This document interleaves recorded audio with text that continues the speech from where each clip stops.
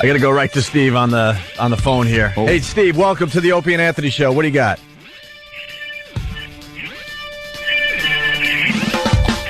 Steve. What's Steve doing? What's up? Well, what do you got for the show? I'm not. All right. Oh, my God. Yeah. Thanks for the phone call, Steve. Great first call. Great first call. He wanted to say that we had the most awesome show intro ever. Really? Do we? Really? Well, some of the affiliates get to hear Ecstasy of Gold every morning just before we come on the radio. Yeah.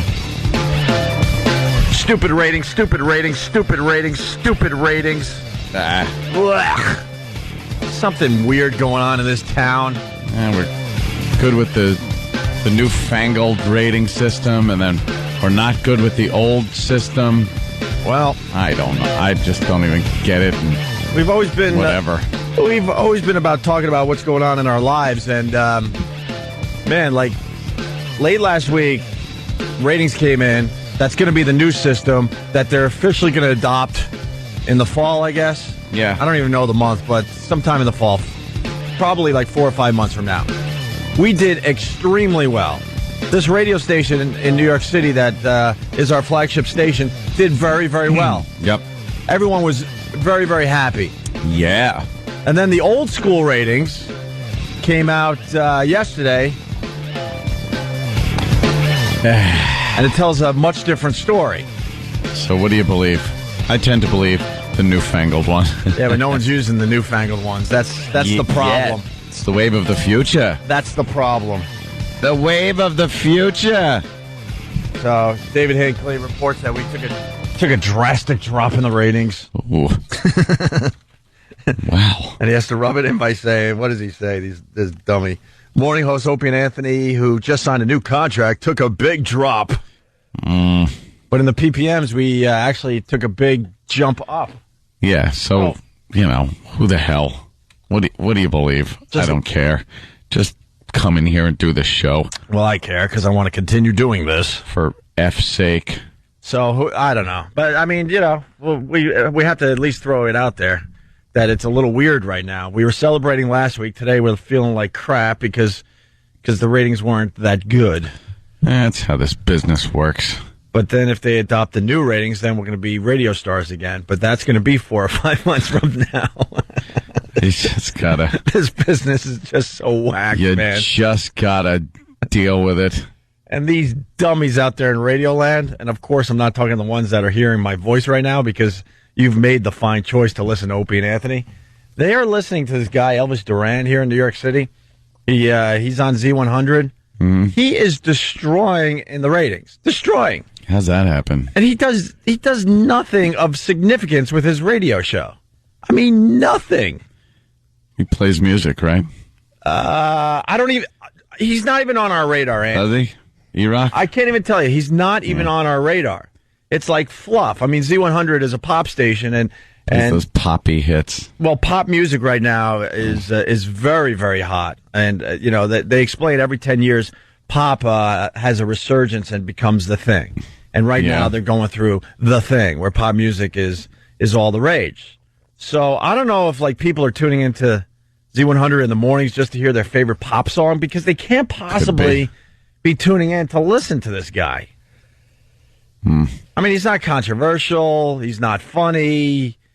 Apparently, he's doing something. What is he doing, though? Where's Sam? Sam is kind of a young radio expert. Maybe he could explain to us what this guy does in mornings. Maybe we could adopt some of the things he's doing. Do you know what Elvis Duran here in New York City does that he's killing so bad in the ratings? Well, he plays a lot of great pop music. So he does play a lot of music during the show? A lot, yeah. Oh, because the paper has his picture and everything. Like he is like the king of morning radio here in New York. But those Z100 phone taps, I think, are what really gets the crowd moving. What's a phone tap? They put out these crazy prank calls that they like so much that they actually make promos out of them and air them. First they air them on the Z Morning Zoo, and then throughout the day we get highlights of today's phone taps. But you can't. Phone taps are illegal. No, Yeah. I know they're crazy. This show. Don't the listeners They're understand? crazy, this show. Don't the listeners understand if you hear a brand new, because we play some of our old ones, if you hear a brand new prank phone call on a radio show, it's staged, it's fake. You're not allowed to do them anymore. Yeah. So they're playing fake prank calls. Do you understand we'd be doing the most heinous prank calls? Of course. In the world, we'd be calling up people and telling them loved ones are dead. Well, we have in the we past. did that one, yeah. Yeah, we have in the past. I was ready to say we wouldn't do that. Well, of course we wouldn't now. Could you find out what else he's doing? Because I just don't get it anymore. I don't get it. I mean, if it's prank phone calls, they're fake prank phone calls that these dummies are believing are real, I guess. And the song parodies too. What? They do song parodies. Like what? Well, they're like the Scott and Todd song parodies, only a little younger. What? Could you get me a Z100 song parody? Yeah, we need an example of a what's the song song parody. Look, he's getting a lot of attention here in New York today, so he got our attention. I swear to God, he wasn't even on our radar. Because how do you compete against something like that? Just playing pop tunes and fake prank phone calls. I mean, we actually try to get something done with our show every day. We try to make you laugh. We try to entertain you. We try to be a little shocking. We try to be a little edgy. Maybe we should just play pop songs. That might do it. Let's say hi to Rob. Rob, you're on the Opie and Anthony show. Hey, good morning, gentlemen. How are you? Good. All right. This guy Elvis Duran, man, my girl listens to him every morning. Yeah. And like I listen to you guys, got the XM package, and we get home from work. I tell her what you guys did, and we're cracking up. I'm telling her the stories you guys do, and she tells me what Elvis Duran did that day. And this guy's the biggest square in radio. Square. That's a good one. He's a square. That's exactly what he is. Here's a round square. That's going to make me laugh all morning, Rob. Elvis Duran is a huge square. He's a square, man. Strictly Squaresville. Can I ask all you guys something? Let's say the radio gods came down and had a little meeting with us. They said, if you guys would turn into squares, you'll be number one in radio across the land. Uh-huh. Would you become a square? Oh, in a second. No, you wouldn't. Who wants to be known as a square? And then they have something called Celebrity Sleaze. What's that about, E-Rock? That sounds edgy. They have their own, Access Hollywood-style reporter on their show who goes out and does celebrity interviews at hotels and conventions and all the hot spots in New York. And she has her own little segment that she does, I think, twice in the show. All right, so we need someone doing celebrity gossip. Who on staff could do celebrity gossip? We're gonna copy his show today. Who wants to do celebrity sleaze? I know we're trashing him, and all of a sudden we're realizing, wow, he actually has bits that he does. Hey, does some show prep? No, we do the show prep. We do all that. Oh, yeah. Absolutely. Let's say hi to Sean in North Carolina. Sean. Now, did Sam get all this bottled information from Wikipedia? Yeah, well, we do a lot of our show prep on Wikipedia. That could be one of our problems. They are just a corny little show. They're not really competition for.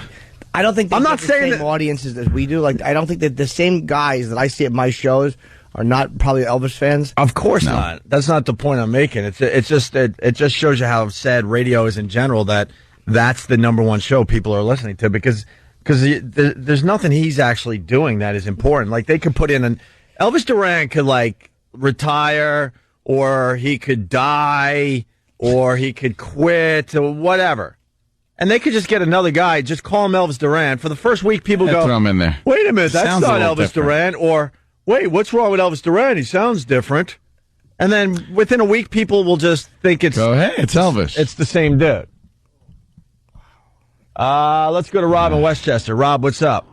What's up, guys? Hold on. Elvis Duran is doing a bit called Battle of the Babies, the search for America's most beautiful baby. Oh, God, stop it. Voting for round 3 is closed. All right, baby, pig, baby. Right. Baby, pig, baby we can do. Is your baby ready to rumble? Z100's looking for America's most beautiful baby, and if your baby is up for the challenge, you could walk away with $5,000. Wow, can we do an extra chromosome baby contest? Yes, we can. Biggest tongue. America's most beautiful baby. God, I wonder what those promos sound like. Let's say hi to Rob in Westchester. Rob, what's up?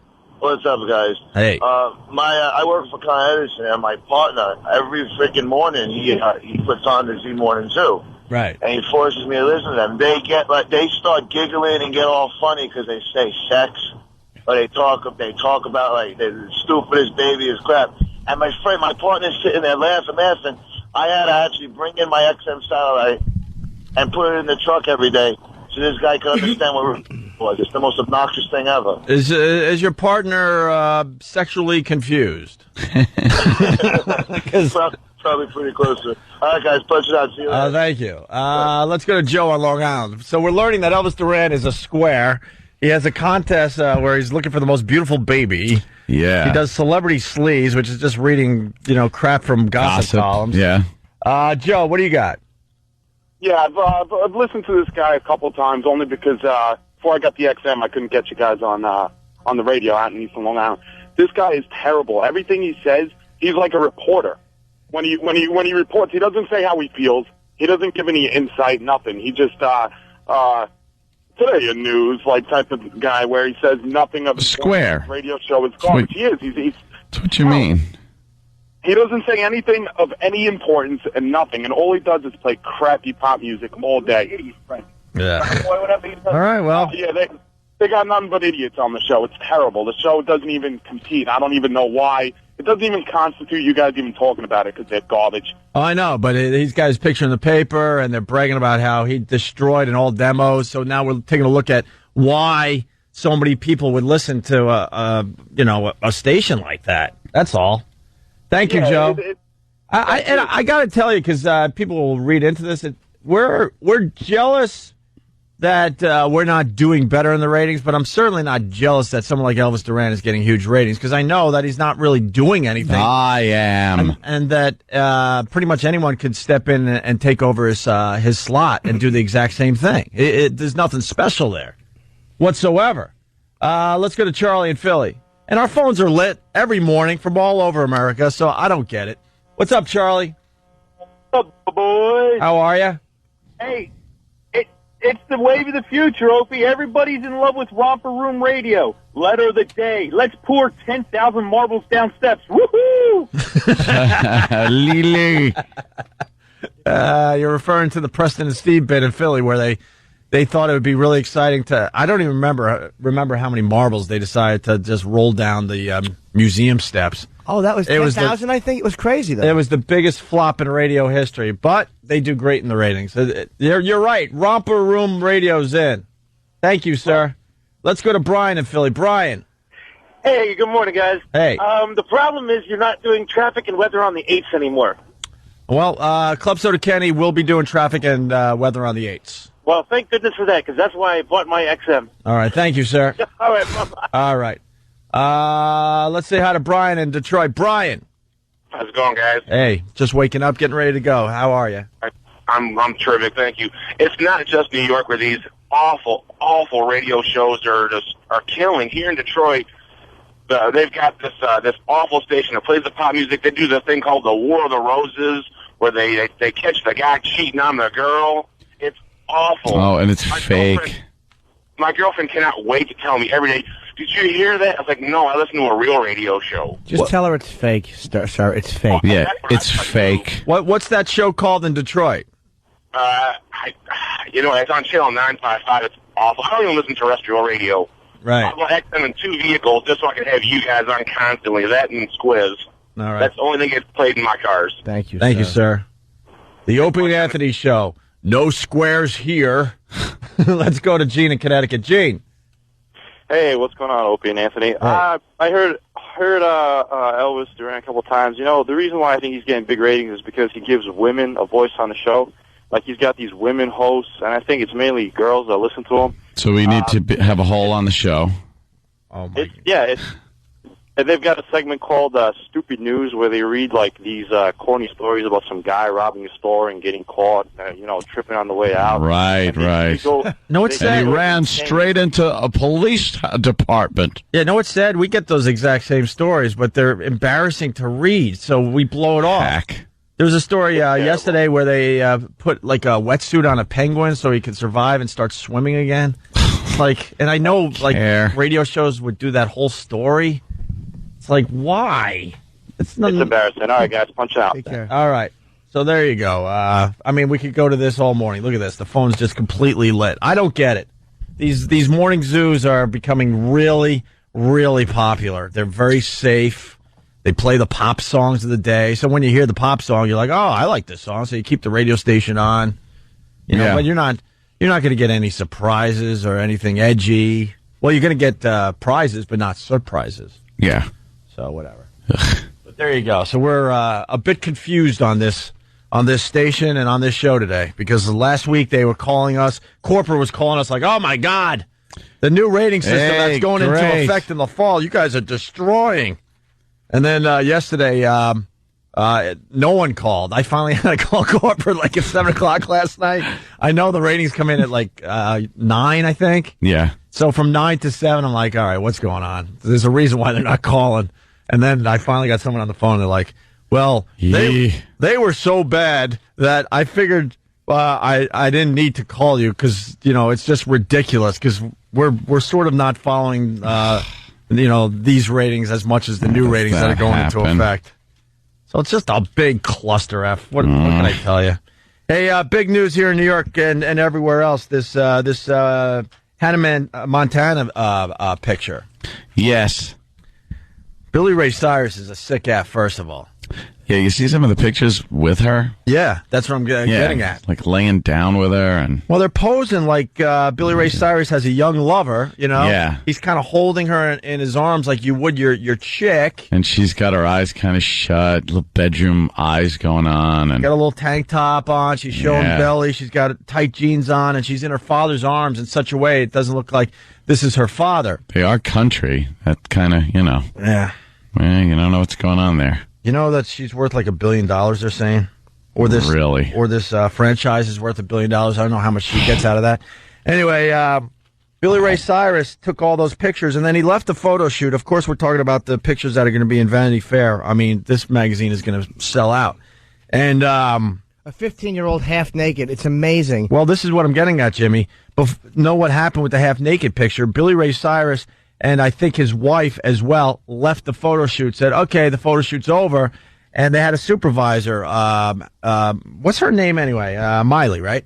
Miley's grandma was supervising, and some other lady was supervising the final shot. The shot that is creating a lot of controversy was the final shot in the photo shoot after Billy Ray Cyrus left. Annie Leibovitz is like, let's try one more shot here, and convinced this girl, because Daddy wasn't around, to take this particular shot. So Billy Ray Cyrus is pretty outraged and really pissed. And Disney's saying you're not going to see Miley anytime soon. She's in hiding. But just the fact that Vanity Fair is using that one on the cover. Oh, yeah. Oh, yeah. Well, it's going to sell, right? Look, at the bottom. I don't know if it's going to be on the cover. It's sexualizing a 15-year-old. Oh, maybe not. Maybe the Kennedy thing is. But it's sexualizing a 15-year-old. Obviously, everyone who looks at that knows exactly what it is. Yeah, back. I don't think it's a big deal either. But that is what it is. It's a big deal because she's 15. It's just a big target for some stuff. It's not. But it's not. It's not the point that it's just her back. She's posed in an extremely sexy way, and that's what everyone has a problem with. Disney's statement says the situation was created to deliberately manipulate a 15-year-old. So, she's getting a lot of publicity. But you know how they say, all publicity is good publicity? Not in her case, because she's so, family-oriented and in Disney's camp, and the franchise is worth $1 billion. This is actually not a good thing for her and everyone else. It's supposed to be, wholesome and whatnot. But the newspapers and the news is pretty much just as guilty as anyone else, as they're talking about the outrage that these pictures are spurring. Mm-hmm. They're showing the pictures blown up to sizes I've never seen them. Just huge. They're finding all kinds of new ones of her with guys, her kind of pulling her shirt down and showing the top of her bra. I don't even have to go to a website. Just open up the newspapers and you'll see it. You make a good point, because if this was never in the newspapers, I would have never known that Miley Cyrus did this photo shoot. I wouldn't pick up Vanity Fair. I don't think I've ever picked up Vanity Fair. She does come off older than a 15. Well, the voice especially. Yeah. The voice especially. You know. But you make a good point about the newspapers. They're the ones that are actually spreading the outrageousness. Yeah, everyone's outraged because they see it in the newspaper. By saying, look at how outrageous these photos are. It's like, yeah, but it's in your newspaper. You're every single one of them. You're pushing this story to the next level and making it even bigger than it is. Mm-hmm. It's just amazing. All right, just getting started. Our phone number, 877-212-018. Yes, Jimmy. When we come back, I cannot believe that it almost feels like a self-destructive thing in the black community, the way Reverend Wright. Oh, God. It is amazing to me. This is the first viable black candidate who really could win the election. Yeah. And the fact that I just can't believe the way people are acting. Not that you should ignore life, but the fact that this guy can't just shut up until Barack is nominated. Yep. The fact that Sharpton is blasting him, he's dancing in front of white people. The fact the NAA, I don't. What are you doing? He's dancing. Like, or trying to appease white people. He was doing the oogly dance and stuff. He didn't say dance. He said showboating or whatever. Yeah. What are you doing? Well, let's get into it right after the break. It's on the front page of one of our newspapers here in New York. And mind-boggling. We got an update on that daughter that was in the locked in the basement, where the father was raping her for 24 years and fathered 7 kids, 6 survived. We got more details on that 6 story. He's great. An update on the Roger Clemens controversy. Hey, he's a goer. GTA comes out today. Mm-hmm. Flyers won and beat your dumb Canadians, Travis. We got lots to do today. It's Opie and Anthony.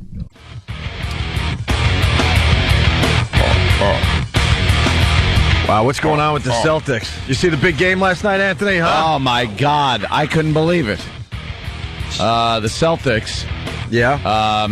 What's going on with them? Well, the Hawks, the stupid Hawks. Yeah, the Hawks beat the Celtics. Went the series in there. is tied at 2-2. And that series now tied at 2-2. The Hawks. The Hawks surprising everybody during the playoffs this year. Not many people giving them much of a chance. Yeah. But so far, hanging in there with the Celtics. That's it's amazing. Right. We're back with the Opie and Anthony Show. And Pat Riley. Wow, huh? How about Pat Riley, right? Well, why don't you tell everybody? Riley. You know, Pat Riley, what can I say about him? Well, the legend. Yeah. Quitting as head coach of the Miami Heat. Quitting as head coach of the Miami Heat. That's pretty amazing. That's what I was going to say. Then you got the stupid Rangers. Yeah, the Rangers. Did you expect this with the Rangers? Yes, actually I did. You did? Yeah. What did you expect? Them to win. Well, they're losing. I know. Yeah. But I expected them to win. Oh, I got you. The Penguins are up 2-0 in that series. Yes. Game 3 tonight. A lot of Ranger fans listening to the Opie and Anthony Show. That's all right. Rangers, they're a comeback team. Yeah? I don't know. Are they? Well, Pittsburgh's tough. Penguins are tough. Tough team. 877-212-018. It's the Opie and Anthony Show. We're going to talk about Reverend Wright. But first, Sam is running in this audio. Thank you, Sam. Thank you. Because we gotta learn about the enemy. We gotta learn about our competition. So we got a quick hit here, right, Sam? Yeah, just a quick example of what they're talking about this morning. Okay, here in New York City, well, the number one morning radio show is this Elvis Duran in the Morning Zoo. Yeah. Not only is he number one in mornings here in New York City, he's destroying in mornings. Like destroying. No one's coming close. And we learned so far that he plays a lot of pop music. He plays fake prank calls because you're not allowed to do prank calls on the radio anymore. Mm-hmm. But people are buying them like they're real prank calls. And now what do we got? Now some of the banter that they do every morning? Yeah, well, they usually start their show by, I forgot to tell you, taking calls about how funny they are. And then this would be an example of how funny they are, just going off the cuff and bantering, in the morning. I want to hear this. I want to hear the magic that makes them a highly rated program. Yeah, and quickly, somebody on Instant Feedback. Remember we were talking about Swimming Pool? Yeah. That amazing movie? Yeah. Because the girl is young and voluptuous. And sexual and Nymphotic, if that's a word. Well, if voluptuous is, why not? I like voluptuous. It's part of my vocabulary, and I now want to... Your vocabulary. Is nymphonic a word? Nymphonic, it is now. I like nymphonic. Why not? Why not? This guy, he doesn't leave his name because he's doing it from a little mobile device there. He says, Opie, you suck. I rented swimming pool last night, and boy, did it suck. I get that the girl looked hot, which is why you enjoyed it, but the movie sucked. We never said the movie itself was good. Oh, you dummy. You dummy. Gotta listen closer. We said the movie was great because this girl's in it. This girl is just naked. I don't even know. I mean, doesn't Mr. Skin tell you how long the girl's naked in the movie? She's topless. She's having sex with strangers. She's popping out of the pool while a guy's sitting on the edge and then takes care of him. Does a little service call. You got the old broad wishing she was young and nymphotic. Nymphotic. That's why we love this movie, not because it was an actual good, storyline. Jackass. Thank you. All right, so back to Sam. So they start the show by saying, having callers call and say how funny they are? Yeah. Oh, my God. All right. Well, that's nice. All right. And what else? And then this I brought in, I was like, oh, well, then I can't wait for them to get funny. And they did. Wow, okay. Oh, so you got an example of them being funny? Yeah. They Okay. bring the funny? Oh, big time. By the way, swimming pool from the year 2003, because I think there's another version, and if you rent that, you're going to be very disappointed. Gravely disappointed. Yes. Okay. The number one morning show here in New York City did this a mere 15 minutes ago. I don't get it. Maybe someone will demonstrate to me on the Snoopy doll how you use them, what a maxi pad needs to do. Okay. Come on. I don't know. I just Come know on. Come on. You hear the hole? Does the hole always have to be the hole? Does she always have to be the, oh, come on, oh, guys. Oh, you're so wild. Can we get a montage of holes across America? Holes across America. Let's do holes across America. A montage of what they actually add to morning radio. They add what you just heard. Oh, come on. Guys, this is getting a little crazy. You're talking about a maxi pad now. Stop, guys. All they do is remind us of why we don't want to hang out with them. Ugh. Every time they talk, they remind us of why we like to hang with guys more. Shut up. I like to hang with girls. Not to be funny, I don't ever. No one wants to hear, oh, guys. Do you think people are driving going, oh, good thing she's there keeping them in line? How many jokes have you made around women that they're like, that you're like, why are you here? And please don't look too deep into what we're doing today and start saying we're jealous, because we're not jealous. Because, no, we're gay. Because this is the type of radio we have no desire to do. It's just god awful. All right, so back to the cute banter. Yeah. Needs to do. Okay. Come on. I don't know. I just know it's this big thing and it has wings or whatever. My brother used to take them, and he used to take the back off and tape them to the wall. It and he flies? would make a design on the wall with them when he was a kid. Really? Well, that's a waste.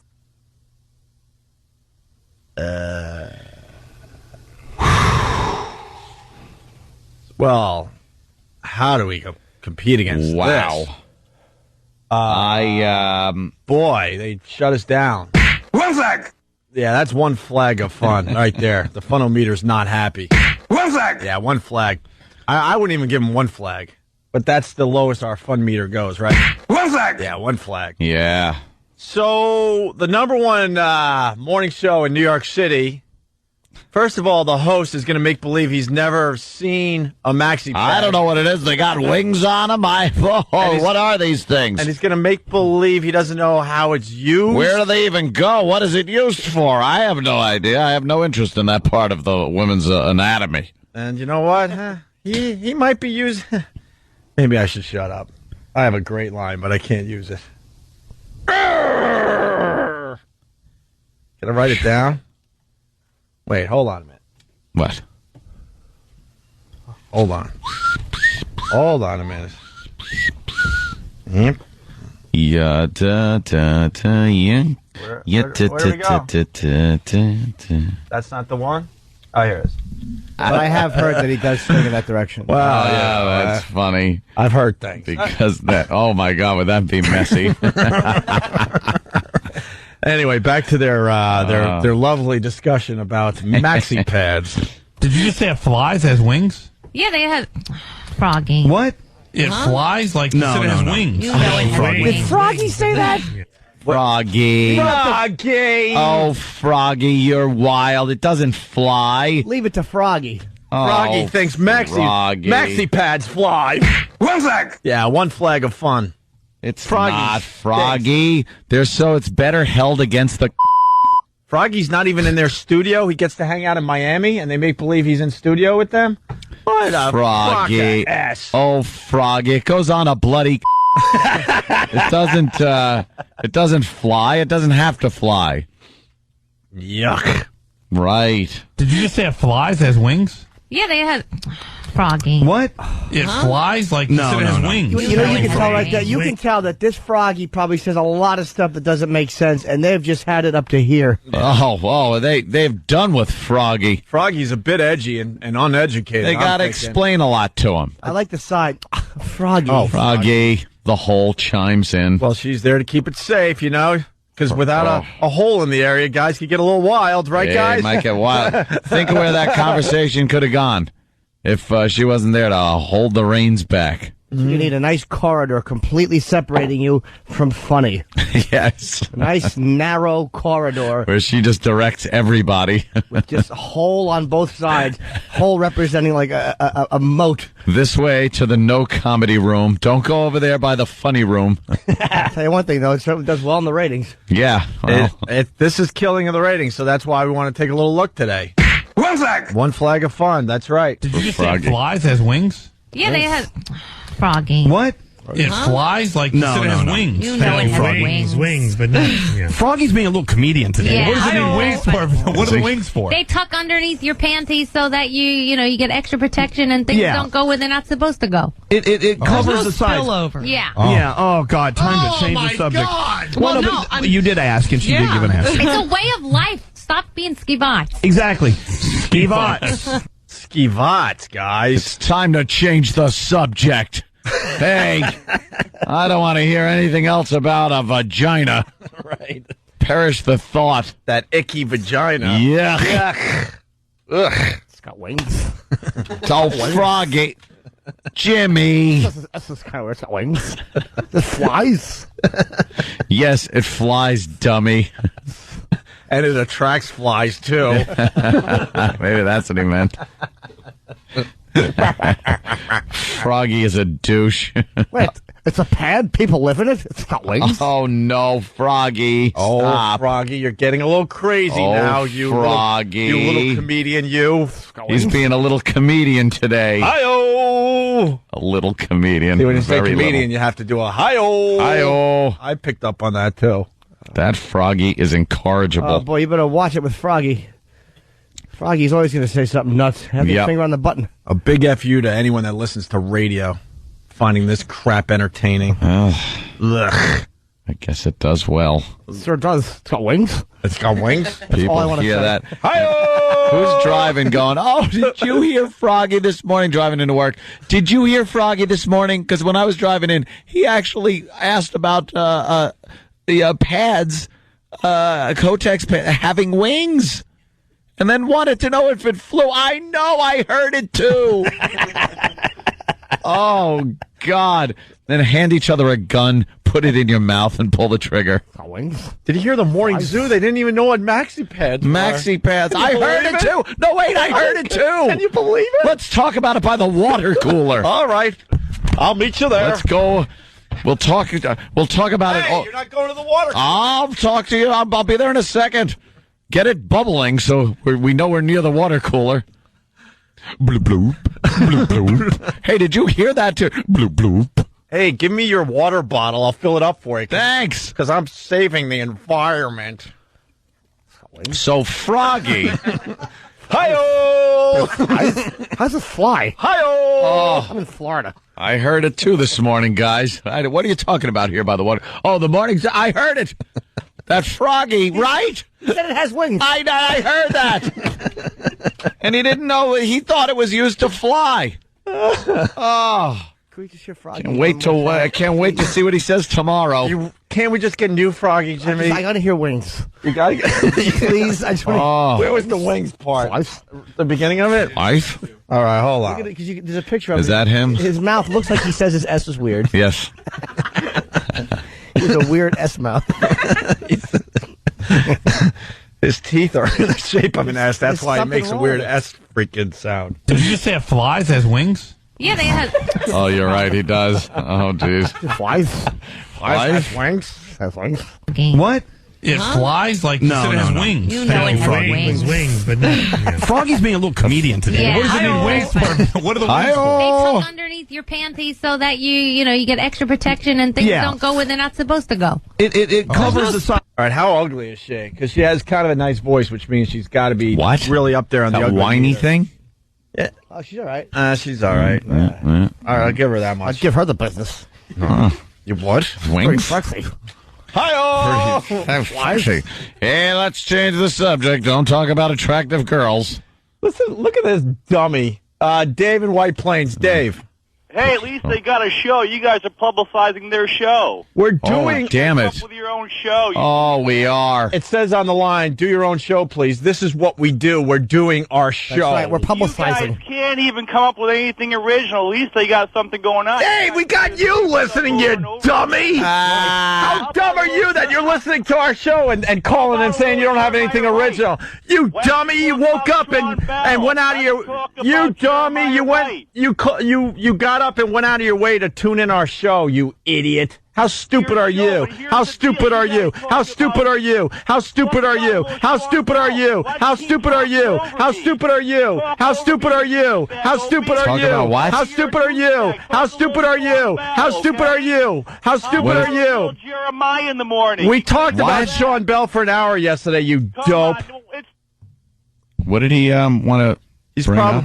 He's probably, somehow associated with that show. Where are you going? You hung up the phone. So you got to do your own show. You're publicizing them. Froggy rules. Froggy. All I want to hear is Froggy now. That's all I want to do is just isolate Froggy sound clips. Yeah. Bacon! Bacon! Where's the bacon? I smell bacon! Bacon! Bacon! Gotta be bacon! Only one thing smells like bacon, and that's bacon! Bacon! Bacon! Bacon! There! Please! Please! Give me what's in the bag! Chewy! Yummy! Smoky! Bacon! There you go. Oh boy! Oh boy! Oh boy! Num num num num num num! It's bacon! See, we do wacky bits. What was that? That's E-Rock. That's E-Rock doing the Beggin' Strips commercial. Yeah. How old is that?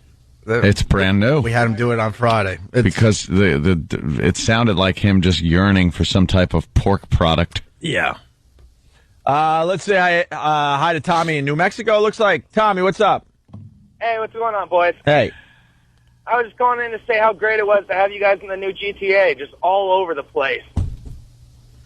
I turn on the game like 2 minutes into it. I hear Fezzi on the radio, and then Patrice shows up. It's great. Yeah, I got to say, GTA's coming out today. They're talking about the fact that it might sell 9 million copies in the first week. Like, these GTA does way better than any movie that comes out. Yeah, they blow way away, right? better. 9 million in a week times what? What is it up to? Like $50 a game? Yeah. You could get discounts here and there if you look around, but for the most, let's say it's $50 a game times 9 million. It's got to be something like $50,000-$60,000. Perhaps more than that, Ant. 400. Thank you. If it's $50 a game and they sell 9 million in the first week, that would be $450 million they take in from the first week of the game. And they're talking about No movie selling comes 10 million close to total. that. Really? Yeah. 10 million. What? Most people will buy it in the first week, and then and then it drastically drops off. But then over a period of time that the game is out, it should sell about 10 million. Wow. Copies. Yeah, the cool part of this GTA, we're all over it. I mean, Anthony sings a jingle for a beer commercial. I'm a reporter. We're all characters in this thing. I'm a bad guy. A lot of the comedians you know and love from the show. A lot of the staff members are in there. You got Ron and Fez, they're in there. It's unbelievable how many voices you're going to recognize in GTA 4. Our comic friends. The new game coming out today. You should listen. There's one part where the car is falling off a bridge, and you'll just hear someone going, "It flies? It has wings?" Hi-yo. Oh, guys. Come on. A little secret, too. If you want us to stop talking about, or stop doing a bit, the best thing you could do is not call the show and say, stop talking about that bit. Because now all we're going to do is play their audio today. What did he want us to talk about? I don't understand. I don't know. He's not a fan of the show. No. He obviously is trying to stick up for them. He's probably calling. Yeah, it sounded like he wanted us to address something or Sean talk Bell. about something. We talked about Sean Bell for an hour yesterday. And, we had some good conversation about it. Oh, was that it? And we're going to talk about it. And we're going to talk about the stupid Reverend. We'll talk about Reverend Wright next. How's that sound? Wright. How's that sound? I would like black people to call. I want to hear opinions from black people. I feel like black people, this is like self-destructive almost. It's like, what are you doing? Yeah. I mean, they really should take this guy aside and say, look, could you just put your own agenda aside for a moment? Got a black candidate running here. Mm-hmm. You're tied to him, no matter what you think or say. It's going to go back to him. It's going to reflect on him. But he's making it worse. It's almost on purpose. It's almost like the way Sharpton is reacting and the way the NAACP gives this guy net. I don't get it. It's almost like the nomination is almost there. Can't you just see the bigger picture and shut your mouth? Oh, bigger picture. Sorry. Whew. Yeah. Whatever. We'll talk about it after the break. But I can't believe. Well, we could sneak this in. The NAACP gives him a national stage. Yeah. How stupid. Obama says Reverend Wright does not speak for his campaign. In this clip, Reverend Wright says he's not Obama's spiritual leader, but continues to make controversial statements. Here is Reverend Wright. I'm a pastor. He's a member. I'm not a spiritual mentor. Oh, really? Guru. Wright referencing his longtime parishioner, Barack Obama. He's making no attempt, though, to stay out of the spotlight, thus potentially making life harder for Obama's campaign. Here comparing U.S. troops to the Roman legions who killed Christ. Yes, I can compare that. We have troops stationed all over the world, just like Rome had troops stationed all over the world, because we run the world. Oh, boy. He's got to relax a little bit. But he's actually, I like this because I'm a McCain guy. So. He's wrecking. He is single-handedly going to ruin this campaign. Yeah. And the fact that Sharpton is saying that he just wants to perform in front of white people, it's amazing. It's almost like there's this really weird undercurrent where they don't want it. Like it's almost like it's like, what, does Sharpton have a vested interest in this guy not winning, or does the NAACP, what is it? Does him winning remove some of your necessity? I don't get it. Yes, very good. If a black president is elected, then it kind of shows like, hey, anyone could do this. Any black man can do this if you follow in his footsteps, education, go into politics, assimilate to society. Anyone could do this. And they don't want to see that. That makes them obsolete. Every candidate has like a bane or whatever. There's I'm sure like everyone's got someone. Clintons have had them and Bush has them. But almost like for this guy to be on a media tear, this close to the nomination when Obama's, it's almost so self-destructive. It's extremely self-serving. He doesn't give a crap. He sees an opportunity to get his name out there and become bigger than he is. He doesn't care about Obama and his campaign at this point. Him saying he's not his spiritual advisor. He's known him for 20 years. He brought him to Christianity. He actually was the guy that brought Obama over to Christianity, presided over his wedding. There were a couple of other things that he had done for him as his spiritual advisor. Right. And believe me, they might not be making a big deal out of this now, but forget about it. If it came down to McCain and Obama, McCain would be using this like crazy. Crazy. Speaking of that, Obama is trying to distance himself. Good luck. Here we go. There was Wright over the weekend talking about slain President John Kennedy. It's not what your country can do for you. It's rather what you can do for your country. How do you spell is? Some of the comments that Reverend Wright have made offend me. He does not speak for me. He does not speak for the campaign. I am not running for office. I am open to being vice president. He's just a showbo looking for amazing. attention. And what do black people do? Love him and welcome him with open arms. Congratulations. You're sinking the first real black candidate. Excellent job. You know what Middle America's doing? Oh, boy. Excellent job. Oh, boy. Oh, boy. So no. Makes fun of the accent of the last assassinated president. How do you spell Yask? That's Yeah. good. Very good.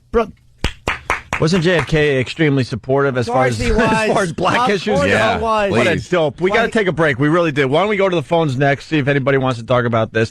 877-212-08. More Froggy audio, hopefully. Oh, good. Also, GTA 4, already a controversial game. We got the news acting like they know. Shut up. Know about gaming. Exactly. Shut your traps. We got more audio from banned cartoons. We got the update on the woman that was locked in the old cellar for 24 years. We got, you know how they do stupid news, like silly news? Well, we got a silly lampshade story that we didn't get to yesterday. It's silly, all right. Oh, boy, is it. We're going to do that next as well.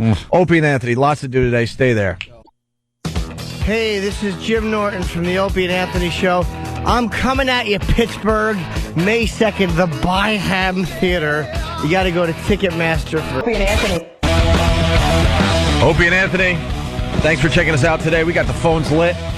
Maybe you can get through a little later on. 877-212-08. Talking about Reverend Wright. Going to be talking about GTA because the news programs.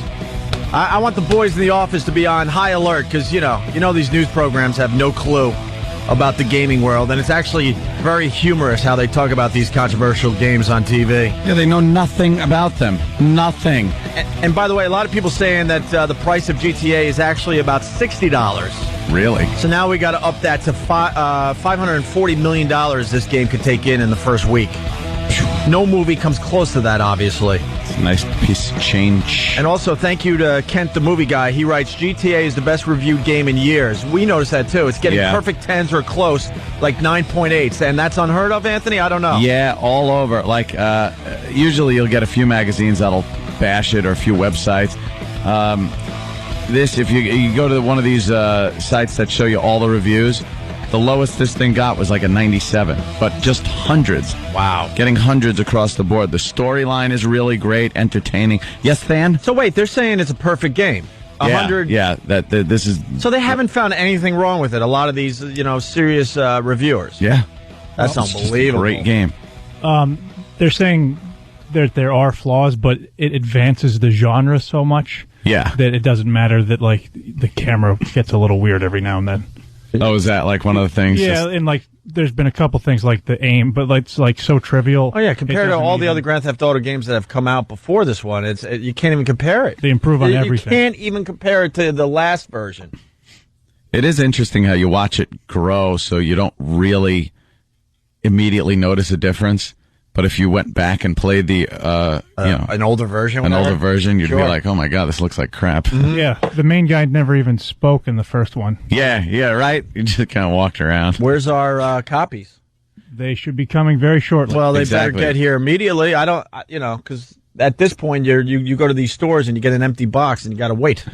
I want that immediately because my day is going to be spent drinking. Well, yeah.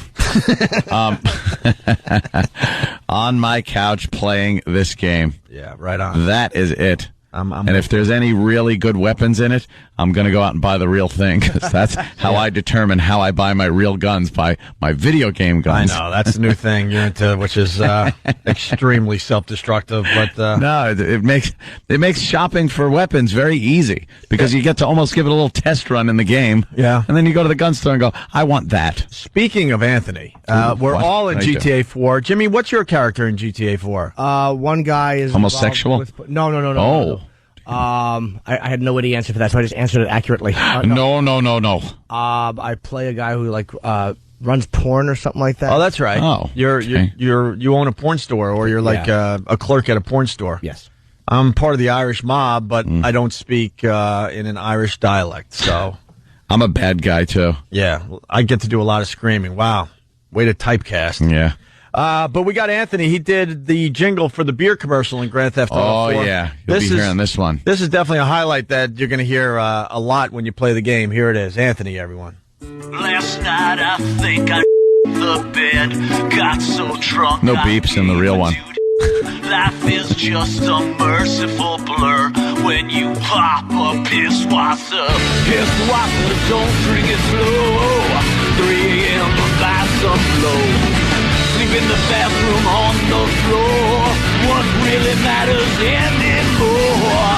All the crap you do all day. Who cares?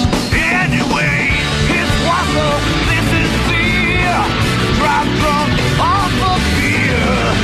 It's water, drink all day. It helps the trouble go away, yeah. Pisswasser, cheap German lager for export only. Very, very nice. Okay. The commercial itself is pretty good. That's one of the commercials that are on the televisions.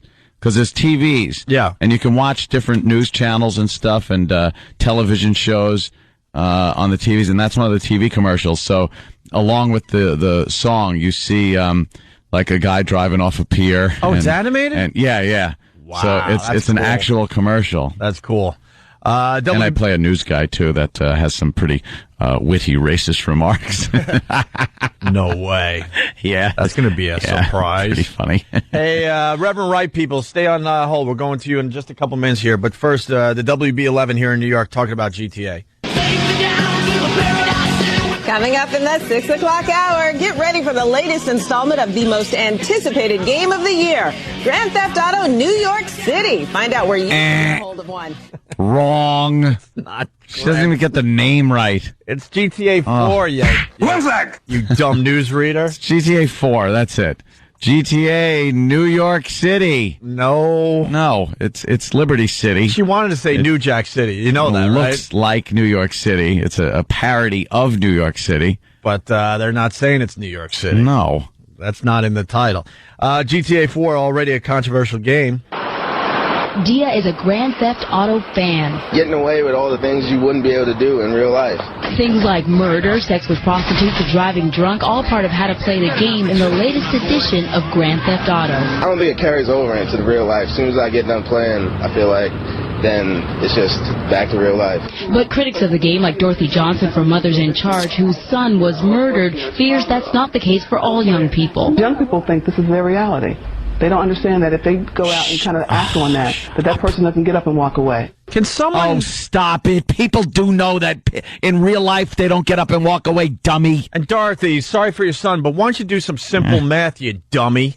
9 million people are going to pick up this game in the first week. Right. That means, according to these idiots out there, there's going to be give or take 9 million murders. 9 million murders because people don't understand the difference. There's going to be one or two isolated cases, and when they look into the case a little further, they're going to realize this person was damaged to begin with. Yeah. There's going to be 9 million people run over by cars because of GTA 4 in the first week alone. Do the math, you idiots. You go on the game and you play it, and you don't walk out the door thinking, wow, I can just mow people over with my car, and I'll get a few stars on me. I'll go to the paint shop, paint my car, and I'll be fine. Sure. There is new research, though, that suggests young players can tell the difference. After studying 2,100 gaming young people, Larry Kuttner and his co-author wrote Grand Theft Childhood. That somehow playing a violent video game will take a typical child and turn him or her into someone who's a sociopath or who will get into trouble with the law. There's no evidence to support that at all. He says games help boys bond, and they're actually not drawn to the violence alone. What they found attractive was the complexity of the story and the complexity of the environment. Very good. Yeah, you're using your brains, your problem solving, and also because none of these people play these games, they have no idea. It's stress relief from the crap that's actually out in the real world. You know what some of the worst games are on the market? Ones that are just run and shoot, run and kill, where there's no storyline, there's no drama to it, no peripheral fun. The worst games are the ones where you get a crappy gun and you just run around shooting stuff. Right. It's horrid.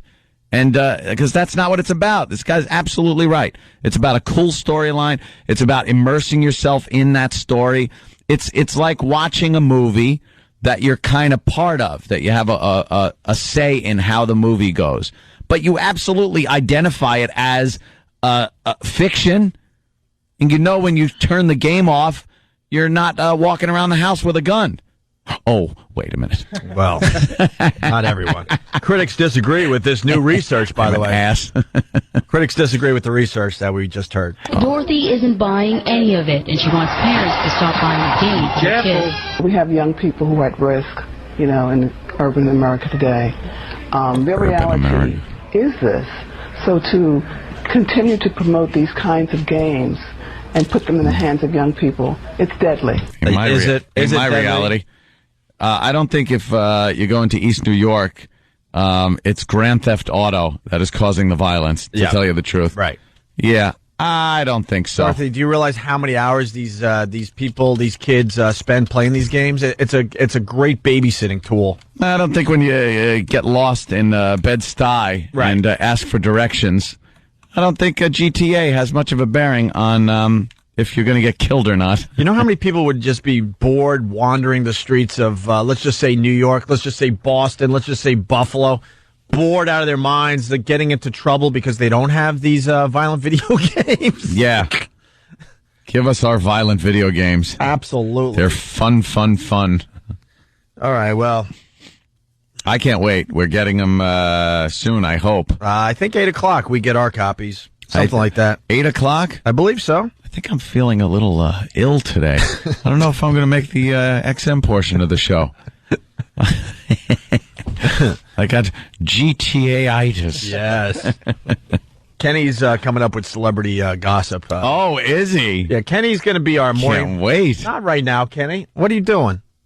Are you ready? No. You're ready. News, weather, and gossip on the 8s. No, we're doing that next break. We got to compete with these morning zoos, so you're going to be instrumental in us competing with the morning zoos out there. So just read your And he your puts copy. the mental in instrumental. That's right.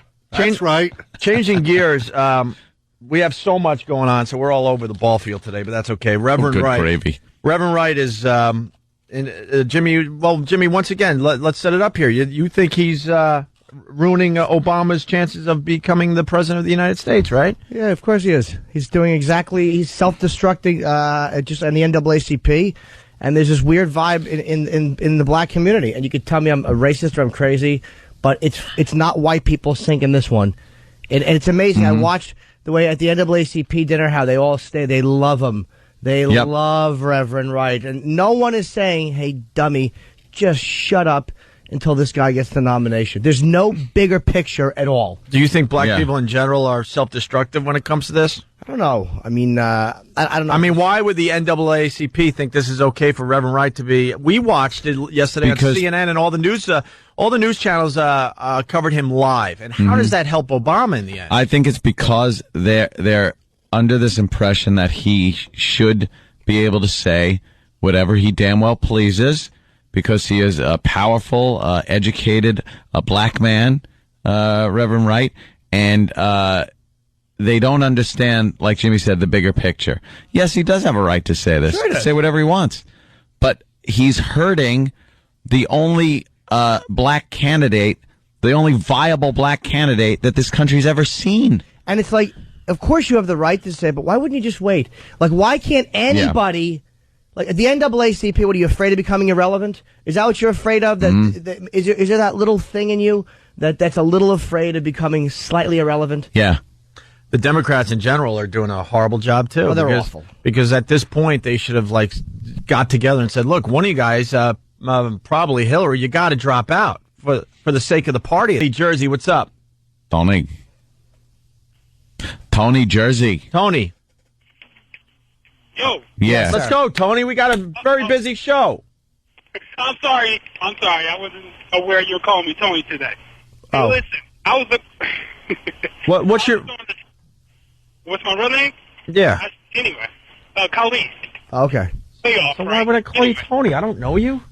Whatever. That's the name you gave. All right. Listen, I agree with you guys that Reverend Wright is hurting the cause. And I was about to say, we shouldn't attach Reverend Wright and Al Sharpton to a Barack Obama.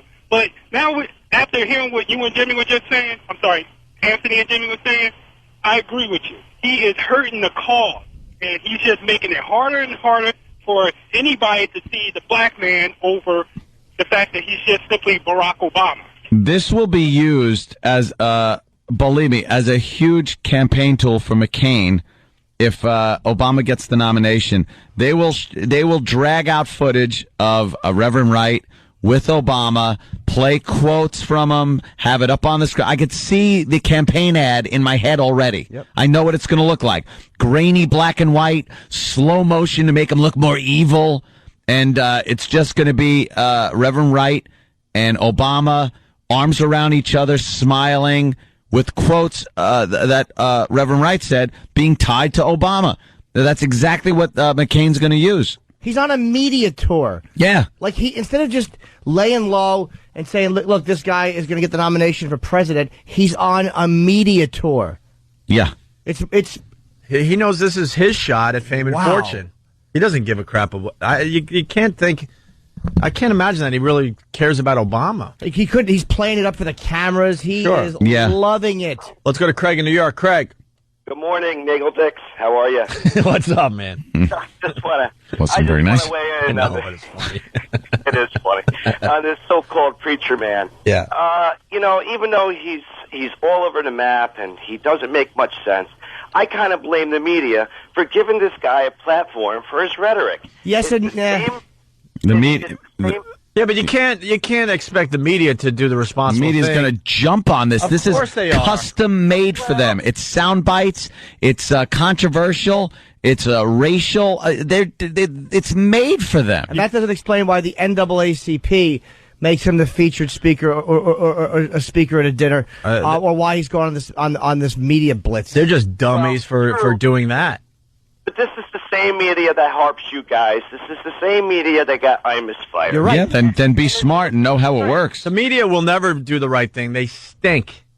And I'm surprised Sharpton hasn't chimed in that much. Well, he has on the Sean Bell verdict, because Barack called him and asked to be kind of, a call for calm or whatever, and Sharpton saying, and he's performing in front of white people. That's good. Oh, yeah. That's a good one. Yeah. Well, because Reverend Al ran for president, and it was a joke because he's an extremist. Yeah. A separatist, a racist, and he doesn't want to see a black leader in this country that's a true black leader. A black guy is killed. Exactly. One of the cops or two of the cops that shoots are black, but all of a sudden Barack is grandstanding in front of white people because he's not taking the same tact on the shooting that Sharpton took. He's grandstanding for white people. So with black people, wait, who said that today? Sharpton, Reverend Al. He's grandstanding for white people. Yeah. There you go. There you go. Congratulations. We got someone defending Reverend Wright. We got Jason in Pennsylvania. Jason, what's up? Hey, guys. How you doing? Good. Hey, man. Hey, I was watching CNN yesterday, and it just seemed like, I know we see all the snippets on YouTube and, whatever, but it seemed like once he explained himself, it made a little more sense to, what he was saying. I'm not defending all his comments, but it just seemed like he made a little more sense yesterday once you got to hear extended version of what he actually had to say. Yes, like when he said Obama is, he goes, Barack, he goes, well, he's speaking like a politician. That's never used as a compliment. That's saying he's being phony and backing out. The Reverend Wright is just defending himself, his own ego. He's not looking at a bigger picture. And he's saying that Barack is being a politician when he says that. He's basically saying, look, Barack knows what I'm saying, but he's being phony. Yeah. That's what Wright is saying. And these guys just don't work together in the media. Reverend Al Sharpton is all about himself. Reverend Wright is all about himself. Yep. It's amazing. The NAACP is all about their organization. All about themselves. They care more about the NAACP than getting Obama elected. But bury the N-word. That's a good thing to do. Yeah. Have that ceremony.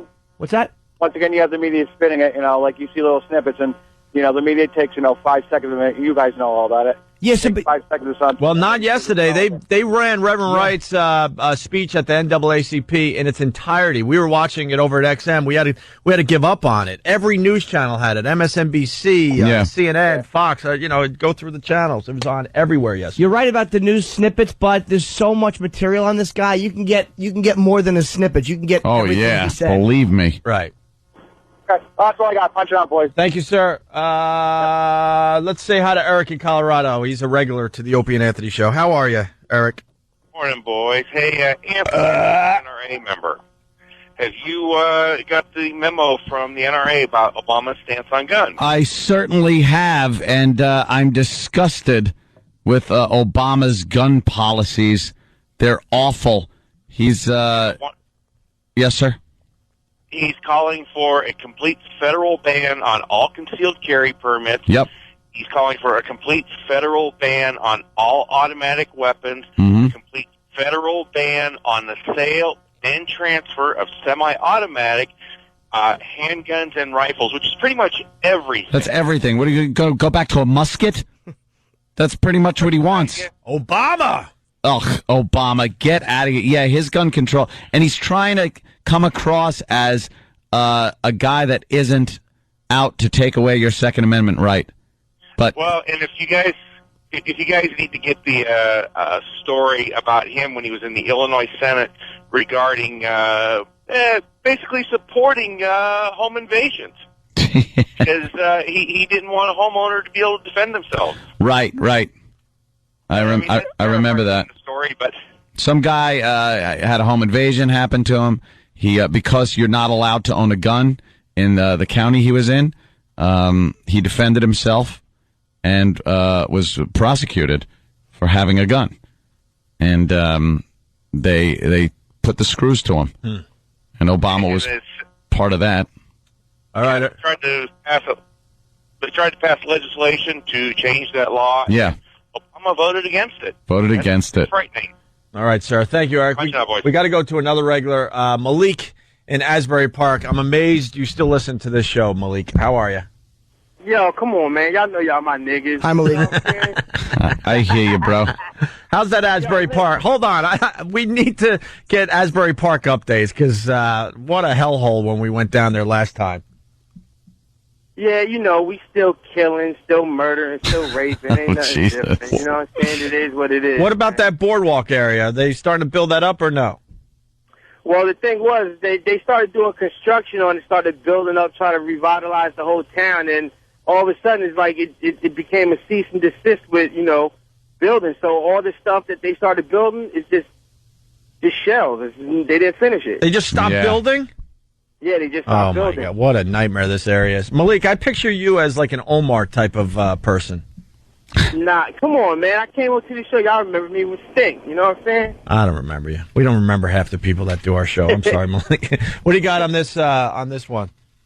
Yeah, but listen, man. I agree with you and what you guys saying with O&A and Jim, what you're saying about as far as what Reverend Wright is saying coming out right now. Yo, he should be real low-key about, you know, about some of the things he's saying, because Obama does have a real good chance of becoming a president. But the stuff that he is saying, yo, you got to give it to the man. He's dropping jewels. Yo, first of all, white America, middle America has no idea of what the black church is about. And he's giving insight to what a lot of black churches are about. Just like black America, urban America doesn't know what Roman Catholic churches are about. You know, they go into church, they start seeing people singing, oh, they get scared. It's like you guys don't know what it's about when you see a reverend speak with a lot of emphasis. You know what I'm saying? But So it's not like... Even though you're right, Malik, like I'm not saying Wright is doing anything wrong other than he's just saying what he says.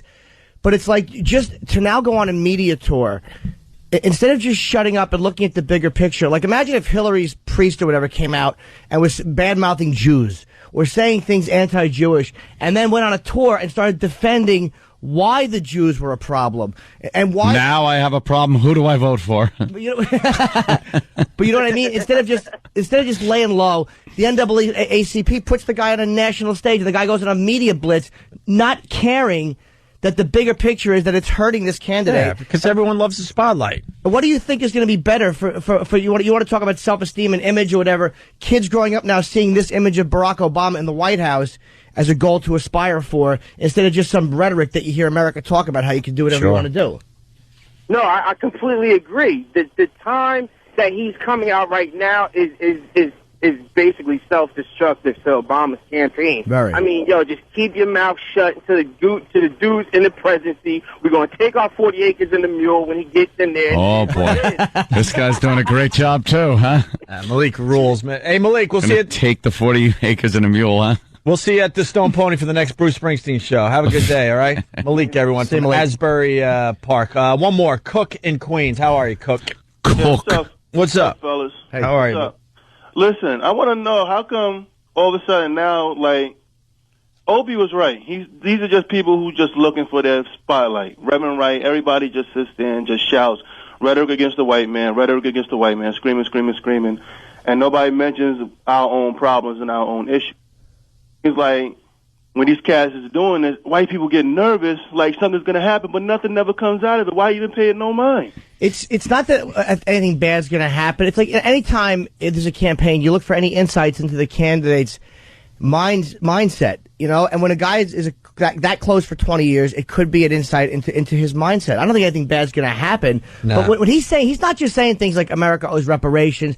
He's saying things like, in a way, the chickens come home to roost, in a way America asked for 9/11. That's what chickens come home to roost means. You put it out there and it came back to you. And he's saying things like America started AIDS to hurt black people. He's not just saying 40 acres and a mule. He's not just saying... Since the death of Malcolm X and Martin Luther King, you had a bunch of these phony, quote, leaders coming through and spouting the same nonsense for years. Why even still pay attention to it? It's like some chick you don't even want to deal with no more. Yeah, but you just start talking. Who gives a F what she has to because say? Because in Obama, there's a viable black candidate for the presidency of the United States. For him to be tied to a guy that is spewing this rhetoric that in the black community is fine, but white people, especially in middle America, look at it like, oh boy, oh, they're at it again. But what you fail to understand is that's a small pocket of the black community. Yeah, but it doesn't matter. The media's blowing it up out of control and out of proportion. It's the same way when some white man get on there and suddenly says something racist, like when the whole situation is, now everybody's lumping together every single crazy, quote, white shock jock together. No, you know what I'm saying? But the difference is, though, and this is you're right, except for the fact it's not just an isolated guy. It's like the NAACP is making him the featured speaker of the dinner. And when has the NAACP really been relevant to the black community? Honestly. That I honestly don't know. I mean, they haven't in freaking since they got rid of Coal Black. But they're the official representative. When the media wants to talk to somebody, they go to the NAACP. And they understand the impact they have. They do understand the media impact they have. They've been around too long to not understand. Dude, we're talking more perception than reality here also. You know, this can be twisted around and used against Obama, and it will be.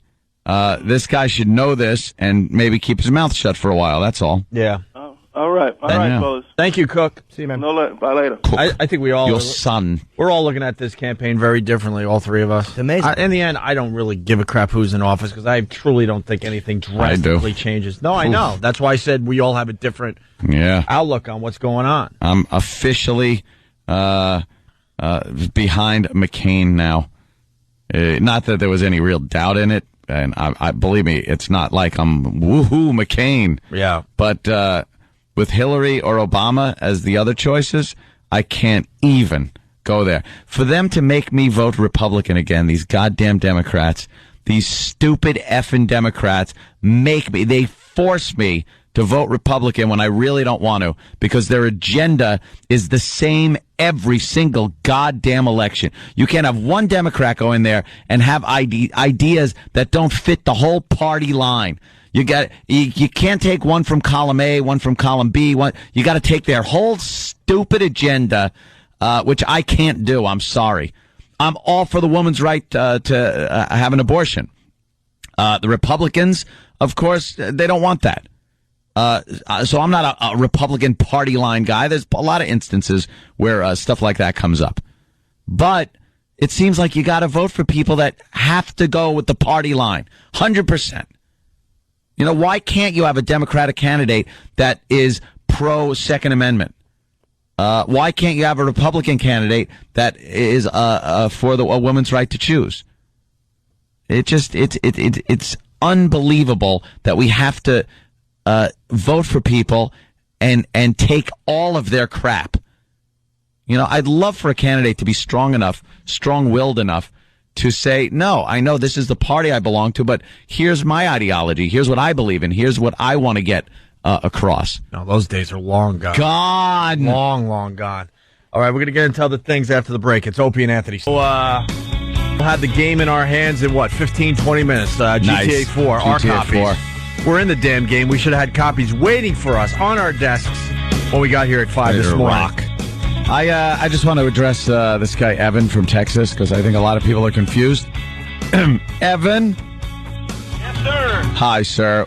What is your question? Well, actually, it's not a question, but McCain's been one of the most anti-gun Republicans there has ever been. I mean, he's had a D rating from the NRA, so don't think that just by voting for him that you're salvaging your gun rights, because he's definitely one to go across party lines and do that. I mean, he's done stuff that was anti-gun show, not to mention the McCain-Feingold stuff that's pretty much an abridgment of the freedom of speech. He's going to prevent organizations such as the NRA from saying what they want to say within 30 days of an election. I don't know. He's not. Well, the NRA is a little fanatical as far as guns go, but of course they're the National Rifle Association. The only thing that is a little iffy on McCain's side is he wants to ban cheap guns like Saturday Night Specials, but he wants to prosecute criminals, not citizens, for gun ownership.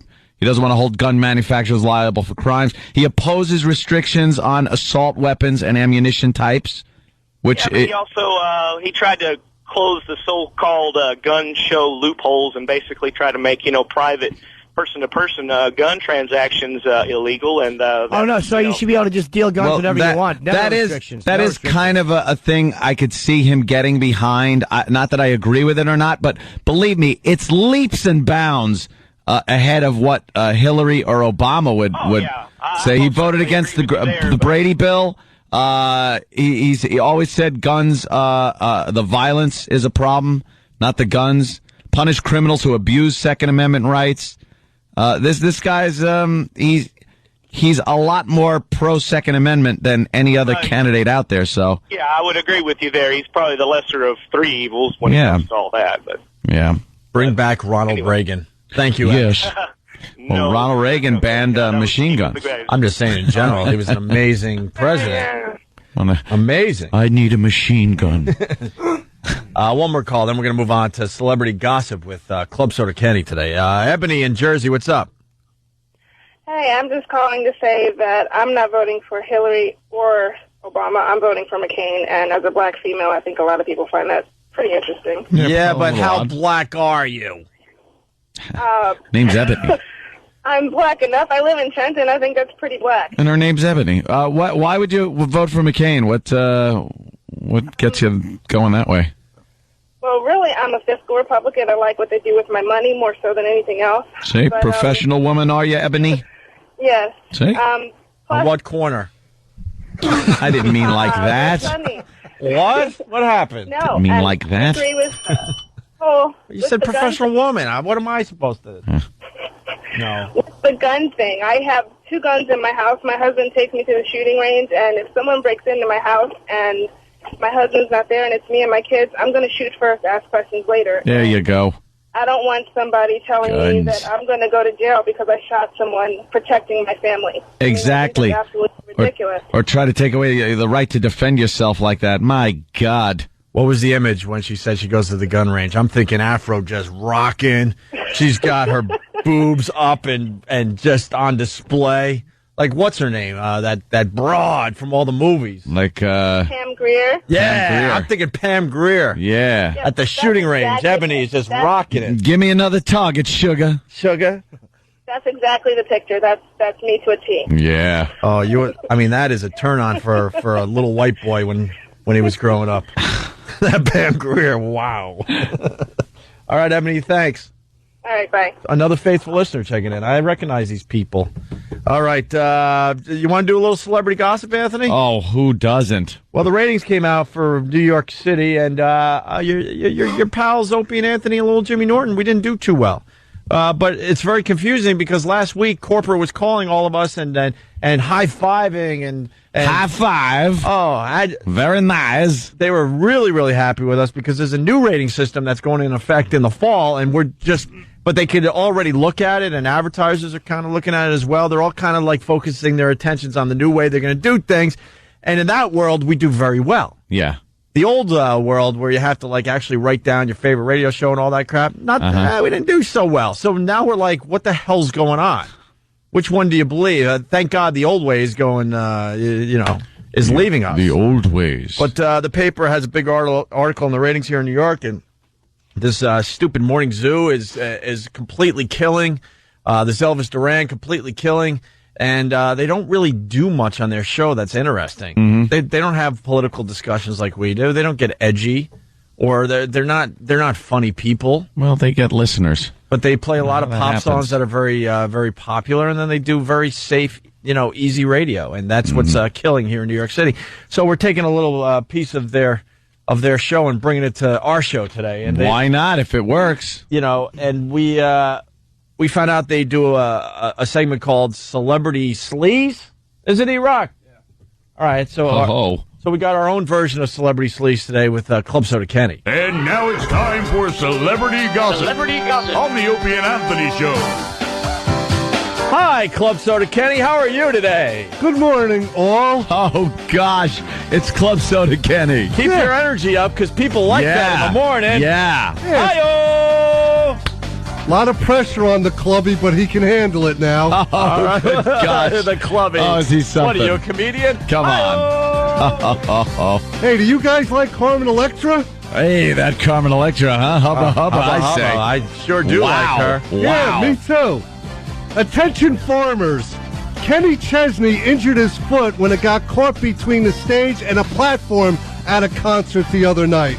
Oh, that had to hurt. Oh, I hope he's feeling all right. I guess he was singing "Fall in Love," or maybe he might have been singing "When I Close My Eyes." No, you didn't, Kenny. But he should have been singing "Never Gonna Feel Like That Again." It's got wings. Flies. Oh, Froggy. Flies. Do you guys like Kate Hudson? Oh, boy, do I, Kenny. Hubba hubba, she's a looker. She just turned 29 the other day. She did? Yeah. God, that's 14 years too old for Anthony. I hear you. Oh, good gosh. Now stop it. What do you got on Kate Hudson? That's it. She turned 29. It's a little birthday thing. Yeah. They do celebrity birthdays, and that's all they got? And, of course, today is a wedding anniversary for Hitler and Ava Braun. Really? God say bless. that. Wish them and many more. They're dead. Yeah. And many more. Elliot Spitzer's whore, Ashley Dupree, is suing Girls Gone Wild because they re-released a 2003 video she was in. Oh. Yeah, this whore says that she's not being... No, strike that. This whore says that she is being exploited without proper compensation. She just wants some cash. Yeah. Wow. You know how those debutantes operate. Of course. Not a debutante? Oh, that's funny calling her a debutante. Oh, okay. Yeah, a little spin on the whole thing. Yeah. I got a little confused. Kenny. Scott Weiland's going to jail because of his second DWI. Uh-oh, it could be the Grand Theft Auto things. But you're in the middle of your celebrity gossip. Hold on. Yeah, but this is important. Hello? Is this Carrie? The Grand Theft Auto girl? Are you here? All right, I'm doing celebrity gossip. I'll be there in a minute. Don't go anywhere. All right, please. I'm doing celebrity gossip. Nobody believes me. All right, bye. All right. That's the GTA girl? Yeah. All right, finish up your celebrity gossip so we can get our games. All right, where was I? Scott Weiland going to jail for his second DWI. Hit it, E-Rock. Hey, what are you doing? Wow. That's a little intro for the band. That's a little too much production for your dumb segment. Nice. Yeah. Hey, have you guys heard about Madonna's new album, Hard Candy? No, I haven't, Kenny. Me neither. Hey. Oh, gosh. I wonder if it sucks. Candy sucks. Oh, Froggy. Froggy, you're crazy. Sucks. Oh. Froggy, just go out and buy it.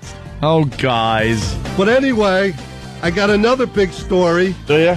Do you know that Pamela Anderson has something in common with Opie and Jimmy? Oh. Ooh, what's that? Hepatitis? No. Hey. That's just Jimmy. Yeah. Oh, Jimmy's clean. We're bad babysitters. No, Pam was in D.C. last week, and she visited the famous Exorcist stairs in Georgetown. Oh, we did that. Yeah.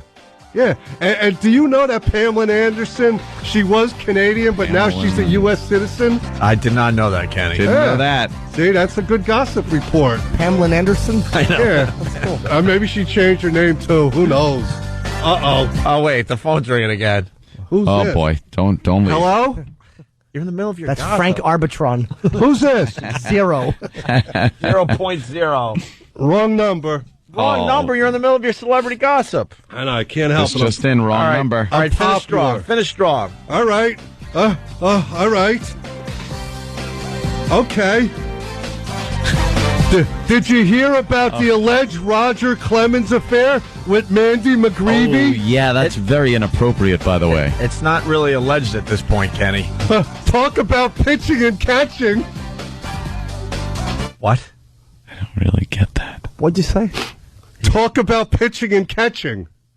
You know, because, like, he's a pitcher, and he's having an affair with her. Think he throws fastballs? Oh my God. And that's been your gossip report with Club Soda Kenny. Back to the funny guys. All right, thank you, Wow. Kenny. Kenny's working on a new segment called When Bad Things Happen to Good People. When is that going to be on the show? Hopefully by Friday? Yeah, maybe we'll do like a Friday recap. Of all the things that happen to good people? Yeah. It's called When Bad Things Happen to Good People. To good people. Yeah. With Club Soda Kenny. Yeah, as only I can do it. And, of course, another segment of traffic and weather together on the 8th. What, maybe tomorrow? Whenever you like. I always got traffic and weather. All right. Thank you, Kenny. No, thank you. No, thank you. Thank you. Thank you. No, thank you. Kenny, go get our effing games, will you? All right. Hey, where's that Reverend Al story before we take a break? Very interesting. This is from the paper this morning. The Reverend Al Sharpton. Yep. Who he wants to shut down New York City. Do we know anything about that? Still in the planning stages. Don't have a date when he wants to do this, but he does indeed want to shut down New York City in protest of the Sean Bell police officer. That'll get a lot of verdict. people on his side, I'm thinking. Oh, of course it will. Well, the Reverend Al Sharpton may have felt something like the stoners in the film Dude, Where's My Car? When he emerged from a meeting in Queens yesterday with Republican John Conyers, who's a Democrat from Michigan, and found his 2007 Jaguar missing. Ooh. Turns out it had been tagged for some $900 in tickets and towed. Good. First of all, how's this ass driving around in a Jaguar? Guarantee it's not in his name. It's probably loaned to Of course. Yeah, the last line here, it's not clear who owns the car. But Of course, it's not clear. It is through these shyster deals that he does through his stupid Action Network. Just, you know, the guy is I can't even say it. No, and it isn't even the N-word. He's walking with the less fortunate, and he's driving around in a 2007 Jaguar. Wearing great suits. Just, you know, what happened to the man of the people? Stop driving your Jag. How great is that, though? The car was towed. I wonder who had that. Oh, the done. cops were just following him around. Hey, a few tickets on this one. Tagged for some $900 in tickets. Yeah. I park wherever I want. Will you? Dude, where's my car? Good. Let's play the Reverend Al song as we go to break. On the way, these morning zoos do like stupid news and silly news. We got a silly lampshade story that we're going to finally get to. And and the 7-year-old stealing grandma's SUV is getting a lot of attention today. So still lots of radio to do on the Opie and Anthony show. Who comes running when the cops get out of hand? Who thinks the mayor's in the Ku Klux Klan? Yelling and screaming as he's speaking to a mob. He wears expensive suits, but he doesn't have a job. Reverend Al, Reverend Al, he's your pal. Reverend Al, well, he's tapping off the people in his own community. Why is the white man always picking on me? He's got a fat belly and his hair's full of grease. We hear his battle cry, no justice, no peace. The man with a plan who you know you can trust. The portly little reverend with an ass just like a bus. Reverend Al, Reverend Al, he's your pal. Reverend Al, he looks like James Brown with too many calories. Now why man always picking on me? Remember Bertie gets in the brawly case. Turn on the TV, you would always see his face. He's speeding in his limo to another homicide to make the network news with the family by his side. Reverend Al, he's your pal. Reverend Al, on the never-ending search for some good publicity. Why is the white man always picking on me? Reverend Al, I'm Reverend Al. He's Reverend Al. I'm Reverend Al. He's coming ground. I'm hungry. He's Reverend Al. Reverend Al. He will represent your family and he doesn't charge a fee. Now, as long as the footage makes it on the TV. Reverend Al. I'm Reverend Al. He's Reverend Al. I'm your pal. He's your pal. That's right, Reverend Al. Reverend Al. I'm Reverend Al. He's a race-baiting, white-hating bag of baloney. Now, why is the white man always picking on me? Reverend Al. Yeah, I'm Al. Reverend Al. I'm Reverend Al. He's your pal. I'm your pal. Reverend Al. Reverend Al. It's a very exciting day on the Opie and Anthony Show. GTA 4 comes out today. A lot of people have already gotten the game. Stores have been open since midnight. We're all in the game. Simple as that. We're all in the game. And Clubby, what? You just kind of jumped over my whole little thing. I'm excited. You're very excited. What's up? I'm excited for you. I have a big presentation to make, but you're doing the big build-up. Go ahead. Yeah, but you wrecked my build-up by going, hey, because you have really bad timing. No, I'm sorry. Go ahead. You were saying GTA? Before GTA, wow, you really threw me off, man. It's okay. I do want to bring to everyone's attention that you're fighting the phone company, though, which I think is terrific. Yeah, I don't like that business. Kenny decided to finally get, like, a BlackBerry. Really? He was old school until, I think, last week, where now he could check his email on the fly, like most human beings these days. Right. And, Kenny does a lot for this radio show, a lot for Jimmy when Jimmy's on tour. And you needed a BlackBerry or an iPhone, like, years ago. I was holding out. You certainly were, but you finally got one. And why don't you tell Jimmy and Anthony why you were on the phone with the phone company? Just say the phone company for hours yesterday. Listen to this one. But there's some logic to what he's saying. Well, can I say the company name? Because it's part of the thing.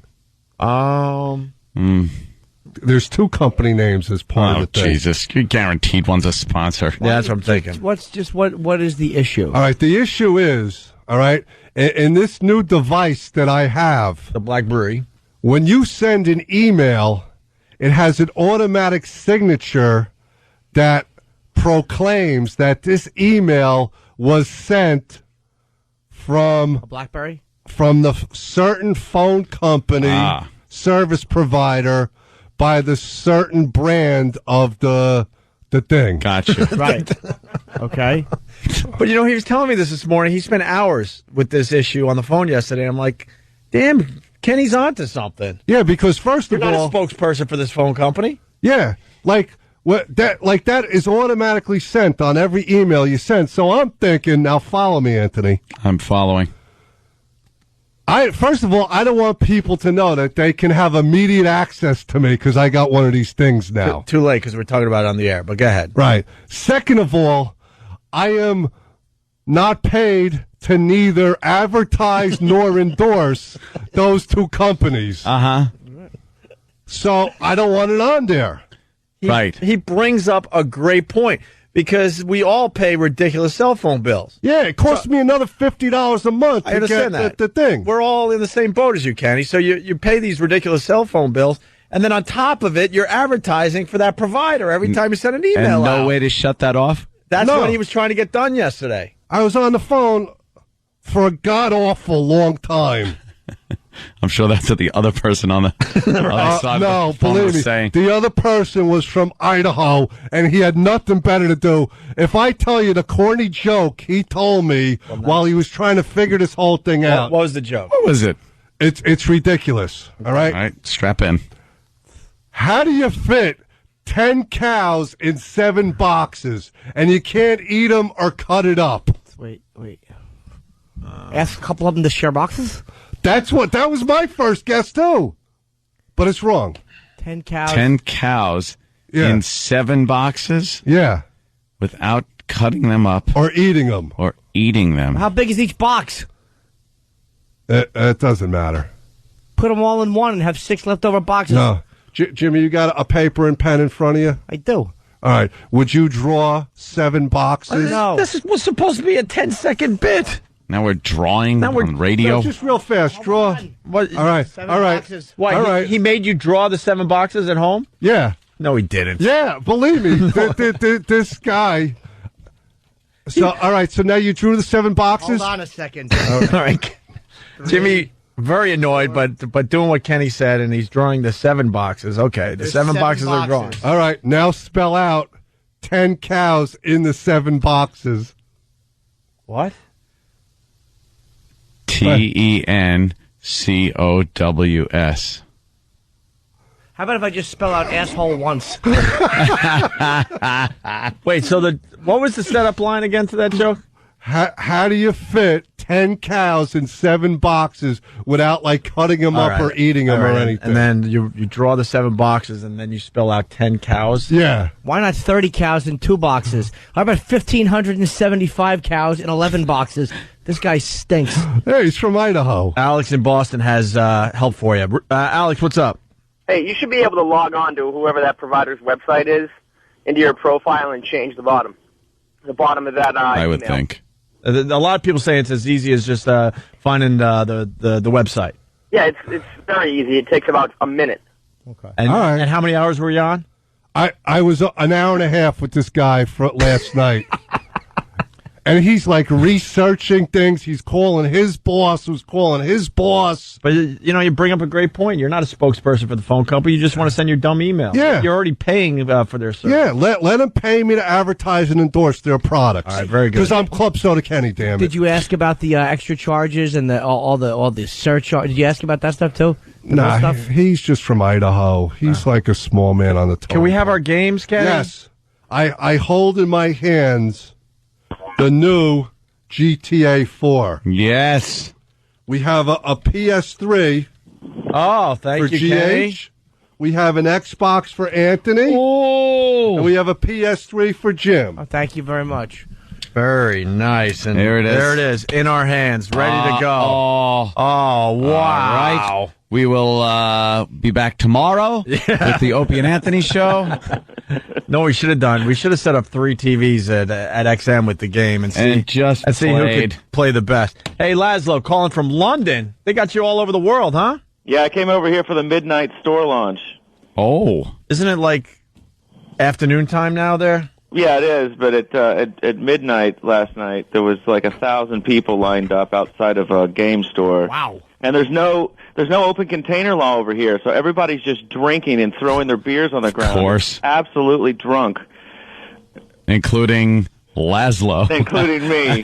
Yeah, I was pretty ass-faced in line. It was a good vibe. But You should be. You haven't really seen sunlight in the last year or so, huh? yeah, exactly. You've been working around the clock getting this game out. Well, the best part was we decided the game store that we went to was in like the Mastic Beach of London. It was like proper soccer hooligans, that like sort of get rough with their women and call them names in public. Nice. Soccer hooligans. So there's 1,000 people online. Did the game store have enough games? No, yeah, absolutely.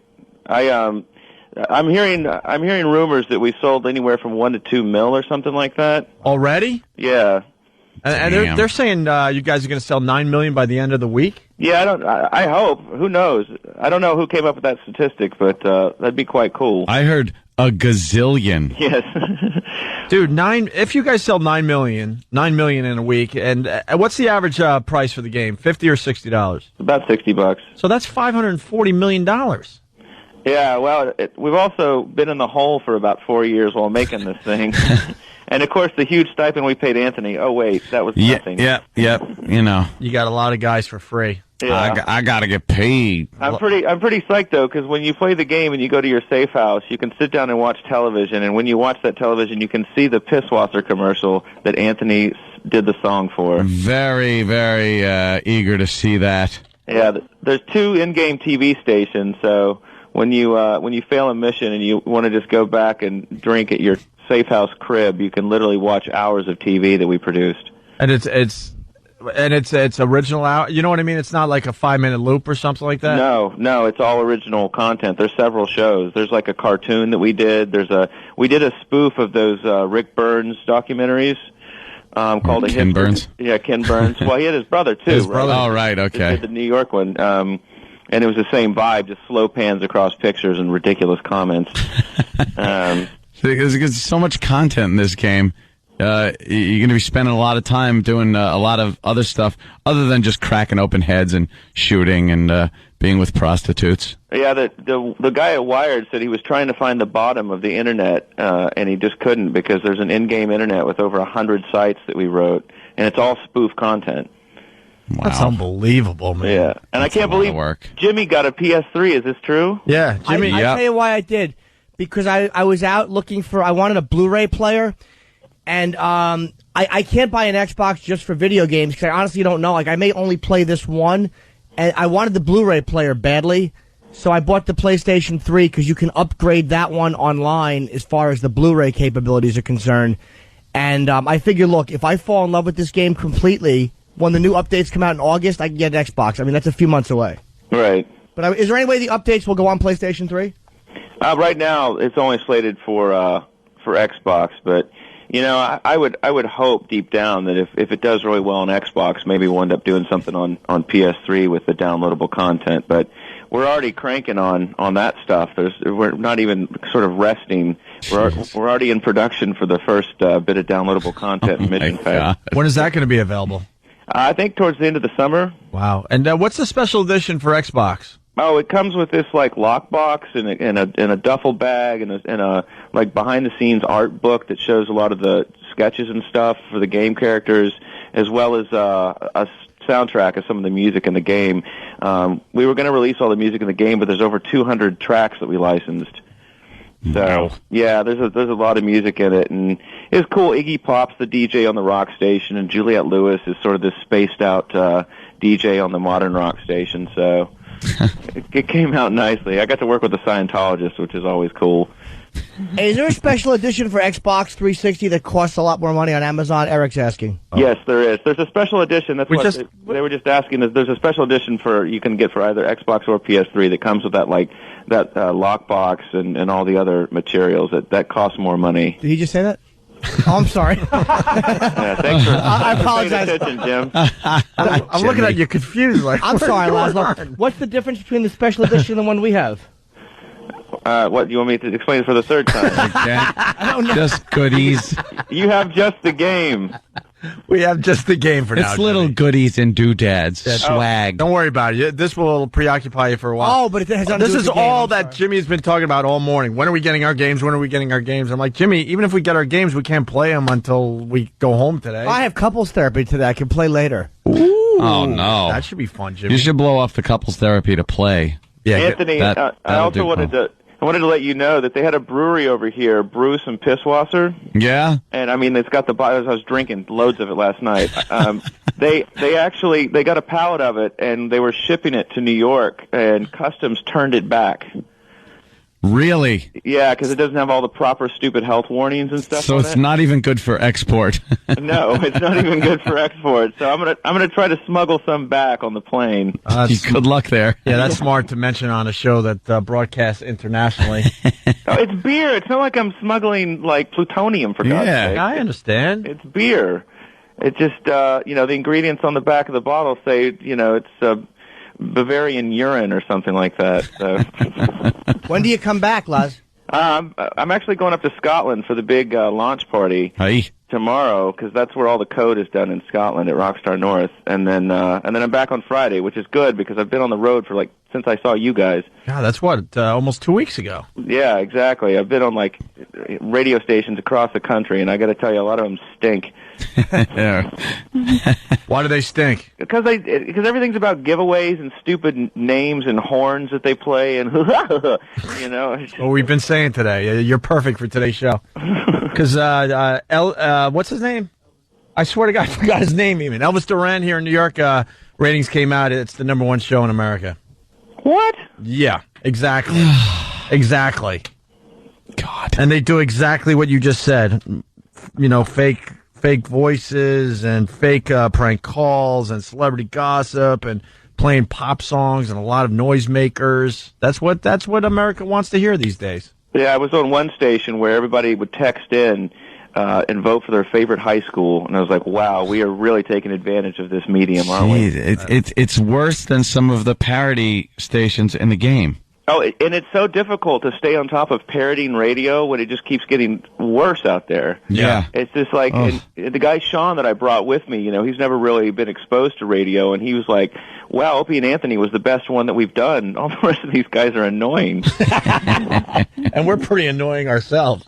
Yeah, but... I think in a good way, though. Yeah. In like a real way. But your show is real in an organic way. I mean, people would just like get all spazzed, like, guys, you've talked for more than 2 minutes, and it's like, oh, sorry, we've got to get to the entertainment report or the give away some stupid ticket.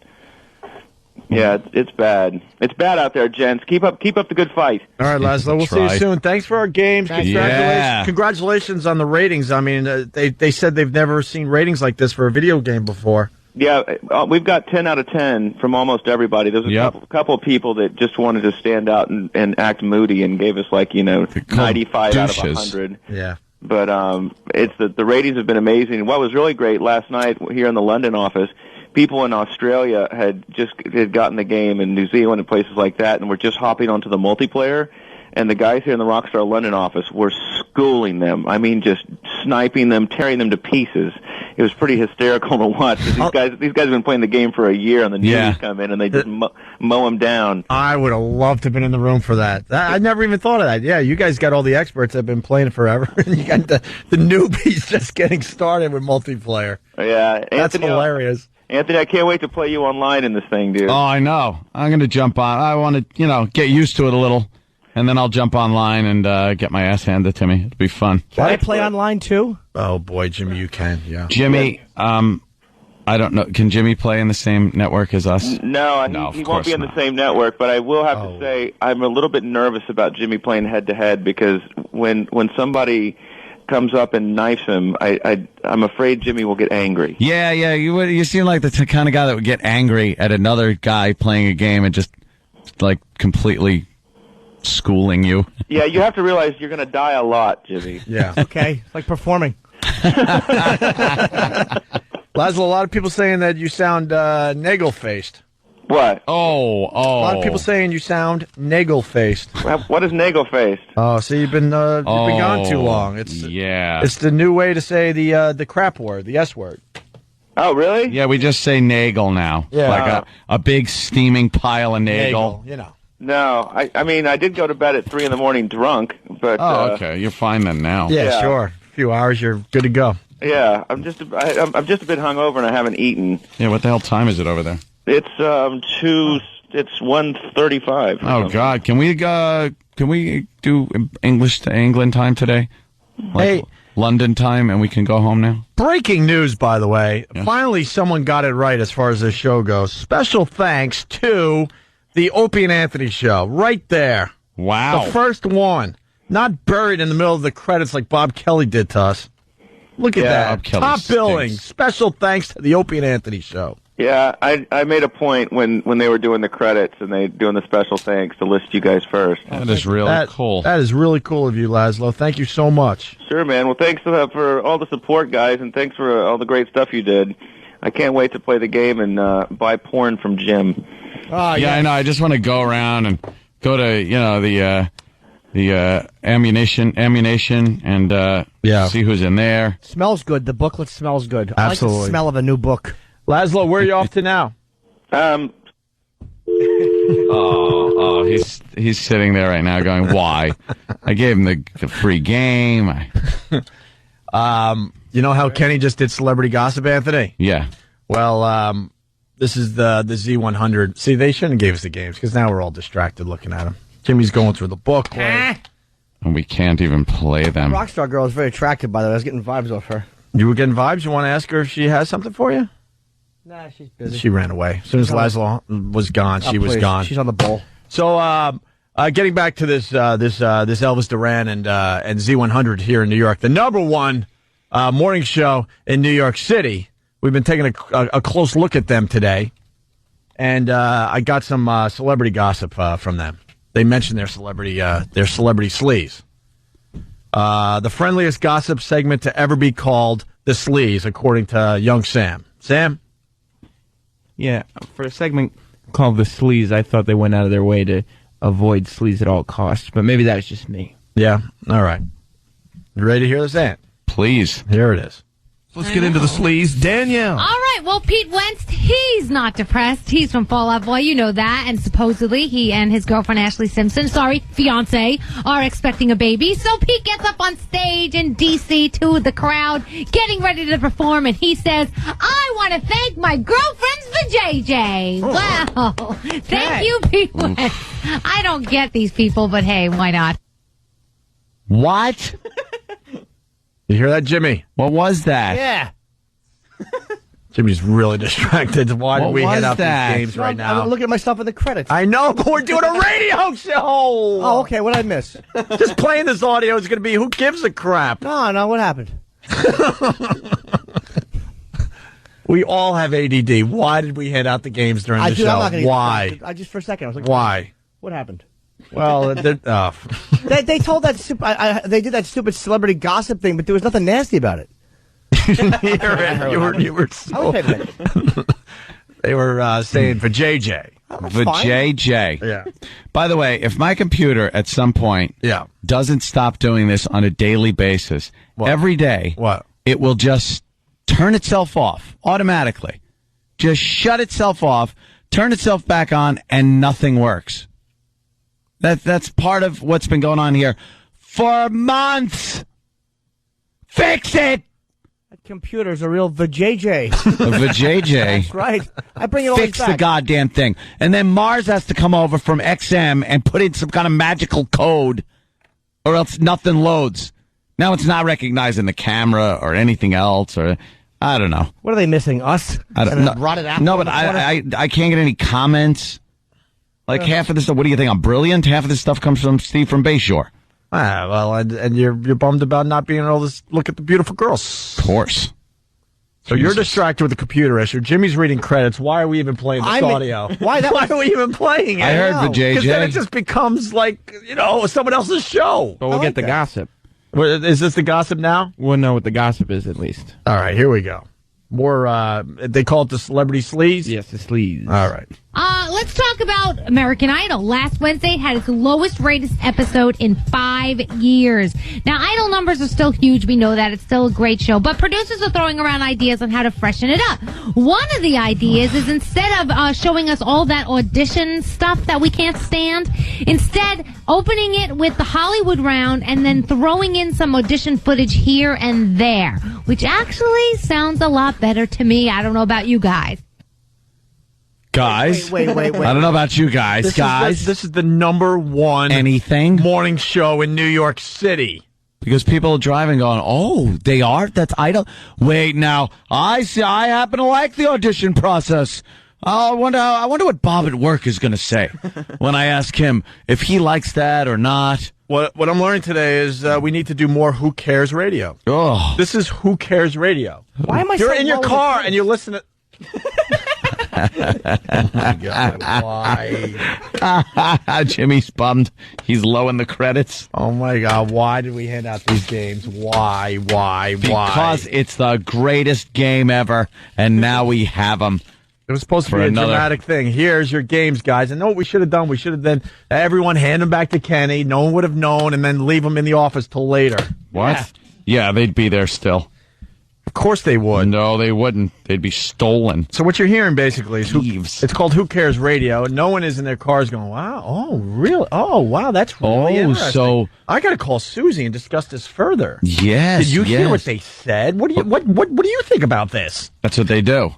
Idol, did you hear what they're going to do next season? Because the ratings are they're going to just show clips of the auditions. Why? You're kidding. Is this Where'd you hear that? Why is this number one? I heard that on Elvis Duran. Well, I listened. I didn't hear that part. Oh, but I was getting gas at the time. Yes, maybe I was out of my vehicle. Shut up. Where's a gunman to walk through their place of work? vajayjay is an Oprah thing. Vajayjay? Oprah said vajayjay, because she was doing some edgy talk on her TV show. Was she? So now all these shows have adopted vajayjay. Vajayjay. Oof. That is a lame ass way to say Well, we like to call it the whale's eye. How about the smelly donkey mouth? The vajayjay. Vajayjay. They're number one in New York City, and they use stuff like vajayjay. Ugh. And finally, the last bit of their celebrity sleaze today. Just getting ratings though. You got to give them that much. And your Jonas Brothers, they're so sweet. We love them. People magazine reporting that Do they hate anybody? No. They love the world. They preface everything by, we love them, we love Idol, but we might have a little info here that might get you a little mad. No. But let's make sure we tell everyone we love you. Well, nobody wants to listen to radio of people not liking people. Really? And your Jonas Brothers, they're so sweet. We love them. People magazine reporting that the Jonas Brothers we know earned $12 million last year, and they did some nice things with their money. They bought their mommy a diamond-encrusted watch. What's that? And they gave 10% of their income to Nick's charity, Change for the Children Foundation. So that's so cool. It's nice when celebrities do cool Change for things. the children. Do they Please, just I'm give Danielle. quarters and nickels? Oh, Froggy. Hi-oh! This is number one in New York. Yeah. Celebrities doing nice things for their mommies. That's what's getting the job done. It's mind-boggling. It really is. It's mind-boggling. That is who gives a S. Who gives a Nagel radio? Who gives a Nagel? Look at, I guess Nagel does. Oh, Nagel. Boy, does he hate that. Oh, does he hate being called crap. That's his family name, for God's sake. Family crest. I think I know E-Rock, too. If a show like this calls, he is gone. Oh, yeah. He loves radio like this. He'll leave Fits us, right in. He'll leave us like that. This is his sex dream. bagel again. This is his dream, to be sex bagel and be part of this nonsense. Why did they call you a sex bagel? Can I ask that? That thrilling story of nothingness. Why? Yeah, why do they call you sex bagel? Not important. It is important, Of course E-Rock. it is. Yeah, It's a come radio on. show. Bestow that thrilling story upon our audience, could you please? How did... Someone misspoke at the college. Cares? Shut up. The college station you work at? How did they mix up sex bagel with incompetent? No, he didn't. I'm sorry, Rock. Yeah. What was this? What's the story? What are you, sex with a bagel? Oh, that's wild. Yeah. How about sex toast? Sex English muffin. Oh, sex muffin. So really, how did it start? Do you really care? Yeah, I kind of want to know. I forgot the original story. There was a Shut up. No, we do care. I care, though. Yeah, for Jimmy. Maybe he doesn't care. All right, go ahead. I'll leave you alone. For Jim. There was a show that was trying to do like a Love Lines ripoff, and I was working the board there, and they asked for a board. What? You were what? Like a Love Lines? There was a show at that station that was a Love Lines ripoff. Bacon! Where's the bacon? I smell bacon! Gotta be bacon! Only one thing smells like bacon, and that's bacon! Bacon there! Please, give me what's in the bag! Chewy, yummy, smoky, bacon! There you go. Oh boy, nom nom nom nom nom nom! It's bacon! What's that? You were saying sex bagel? Yeah, what happened then? I want to know. Yeah, So there was a Love Line show. And you were what? And then how that... I was running the board. I wasn't answering any of their love advice questions. All right, getting better. So finally I answered one, and because my last name rhymes with bagel, the guy meant to say, all right, sex advice from the bagel, but he said, all right, advice from the sex bagel. And people at that station thought it was really funny. One sec! And you decided to go with it. Yeah. Ooh. Because it rhymes with bagel? Look, my name stinks on ice, but I was like 12 when I got the name. I didn't have a choice.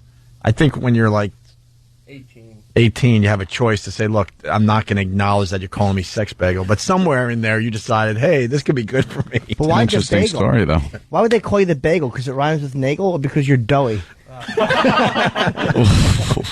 Hit that button, stupid. Admitted that she had that affair with Roger Clemens. Roger Clemens, yep. She's not denying it. I wonder how old she was when they banged the first time. Well, that's the issue, because they met when she was 15.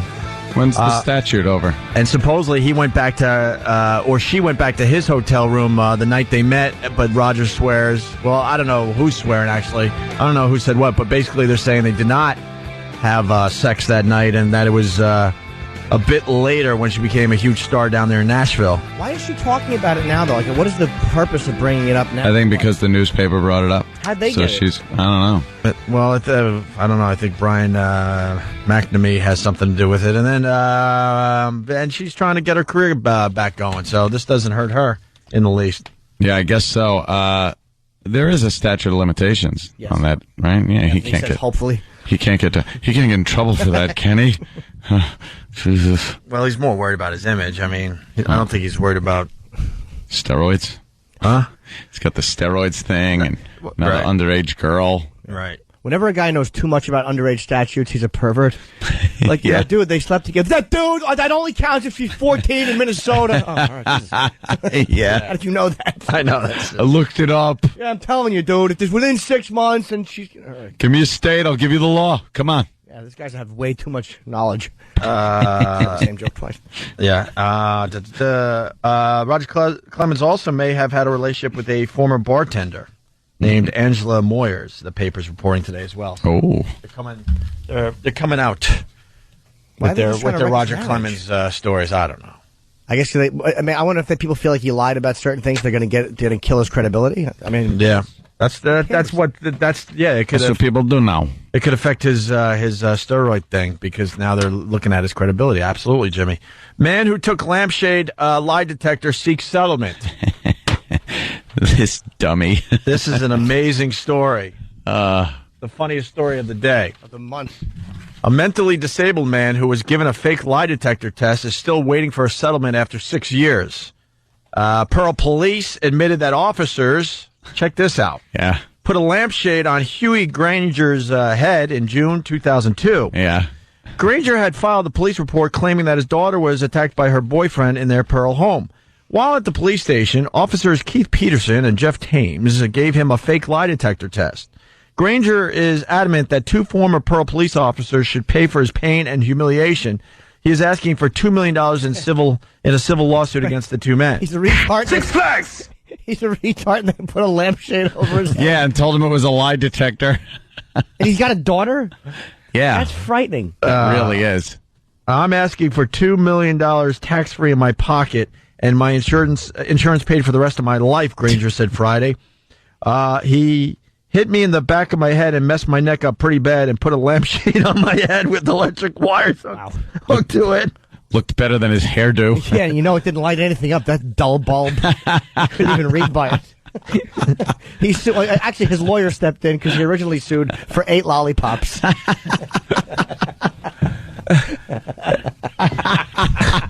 You dumbbell. Hey, what a dope. And we've had an ongoing theme on the show this morning, talking about the morning zoos out there, and the Elvis Duran guy is #1 in New York.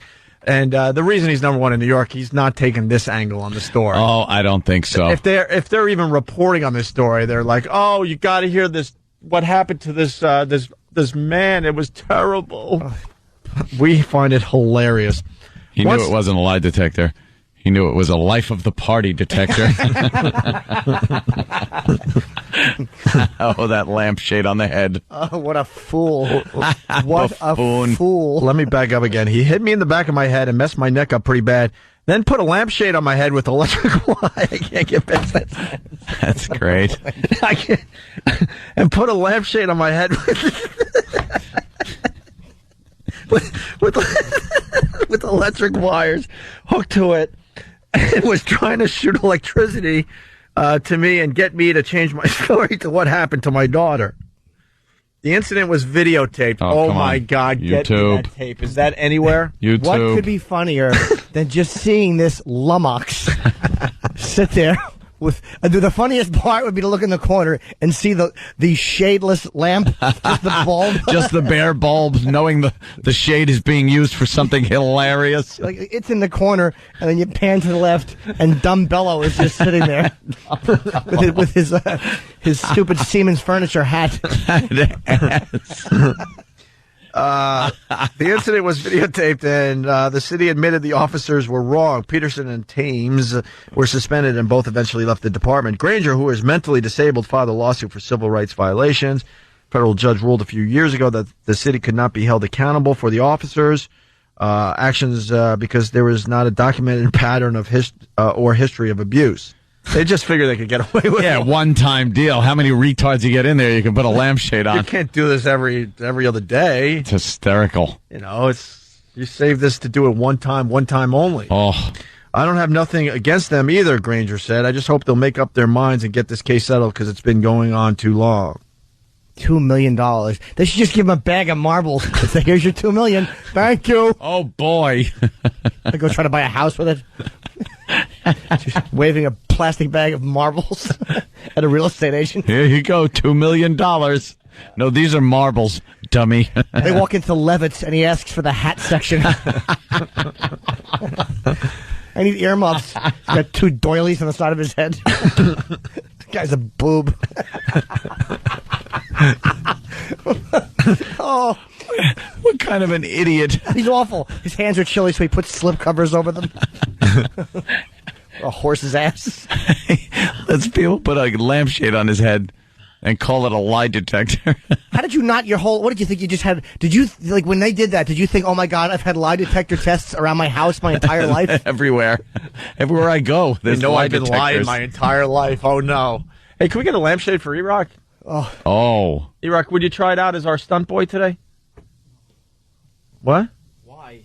Just First reasonable thing I've heard him say. He's had enough. Retard sex from Boston, listening on BCN. He writes, Opie, this happened on The Wire. Yes, I remember this episode. The cops, Anthony, they did something similar on The Wire. The cops put a corner boy's hands on the Xerox machine and printed out pieces of paper with true and false on them. So they'd ask him a question with his hands on the Xerox machine, and then true would pop out, and they would show it to the corner boy. And they believed it as far as the show goes. A mentally disabled man. Yeah. Oh. Dolt. A dolt. A blithering idiot. What a fool. Oh, covering up that Mo haircut. Mo Howard haircut. Stupid lampshade. Put the lampshade on there and just trim around the lampshade. Instant retard haircut. He dozes off and he's chilly, laying on the floor, so he has to pull the sofa on top of him to keep warm. Guy's a clod. Oh, God. Very nice. They should have fingerprinted him with a toaster. Here, put your hands in here, dummy. We have to take a tongue print. See that socket over there? Oh, God. Can we talk to this guy on the phone? What guy? The retard? Yeah, I would like to. Why not? Mm-hmm. Yeah, I'd love to. Instead of iRobot, he's doing a movie called iDiet. D-I-O-T. No. Wordplay. Oh. Well, I don't know. Let's go to the funometer, Jimmy. I might be wrong here. One sec. Oh, damn. That hurt. That's not a good way. Yikes. And a radio show. We don't have time for the 7-year-old stealing grandma's SUV.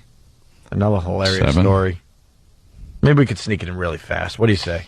Okay. What do you say? Let's go. Give it a try. Let's give it a try here. A 7-year-old steals grandma's SUV and wrecks it. Here's the story. Latarian Milton is not your typical 7-year-old. Few his age have ever driven an SUV up and down several busy streets. It all started at his mother's townhouse. Latarian says he took the car keys and hopped into his grandmother's Dodge Durango. When I came through the back door, I looked on the counter, my keys were gone. I took my grandma car because I got mad at my mom, and then I suddenly had my friend come in, and he smoked with cigarettes. He started the vehicle and put it into gear. His friend smokes cigarettes. What the hell? Well, what the hell? Come on. Let's be real here. What video game did this kid... Yeah. Oh. Stealing... Oh. Oh, one for the good guys. He's 7 years old. He's rocking the SUV. His friend's smoking cigarettes. Smoking cigarettes. They're cruising. These stories are always so cute. Like the anchors always like, and he never drove one before, unless they run people over or end up dead. Yeah. If they kind of just, wreck a little and everyone's okay, it's a cute little story. I wish I did this when I was a kid. I didn't have the balls to do this. I put my mom's car in reverse once in my grandmother's parking lot. And it was a big deal, right? And it slowly rolled down, and there was a big cement truck coming down the road. Yeah. And my mother was like, what? Coming running out. I didn't know what to do after I put it in reverse either. I'm like, I don't know what the foot pedals do. Didn't you feel like a NASCAR driver, though? Like you're a kid. No, I was very scared. I started crying, of course, because that's all I ever did as a kid. Was just cry. I'm rolling backwards. Put a lampshade on my head.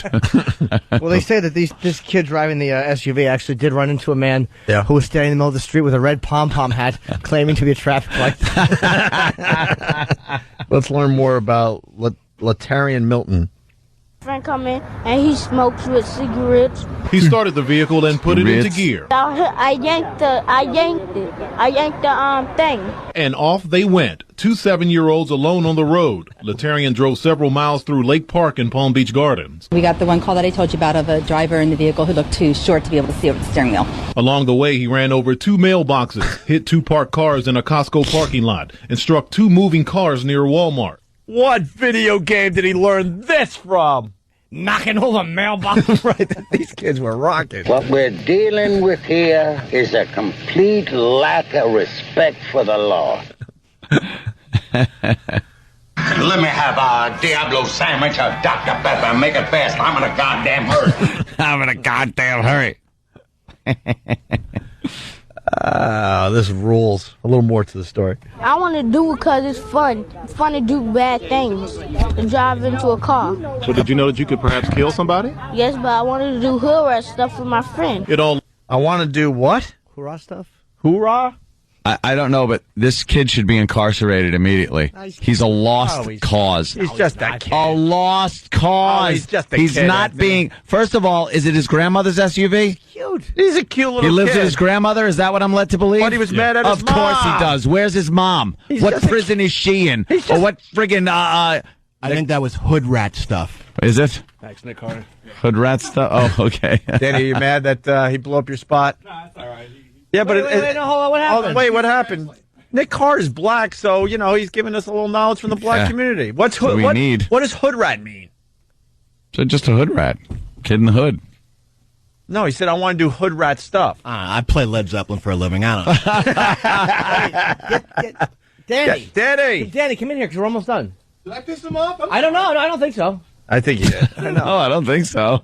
Are you mad, Danny? Well, no, I just ran in here with some info. I didn't know Nick Carter was working for the show now. That's all.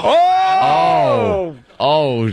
I mean, considering that, I found I was pushing that story for the last 3 days. I'm so glad that Nick provided all that helpful information for our show today. Oh, dang. Nick just likes coming on Nick Carter, what? to let Boston know he's still alive. That's all. Whatever the hell he's on. Yeah, you're mad, Danny? Wow.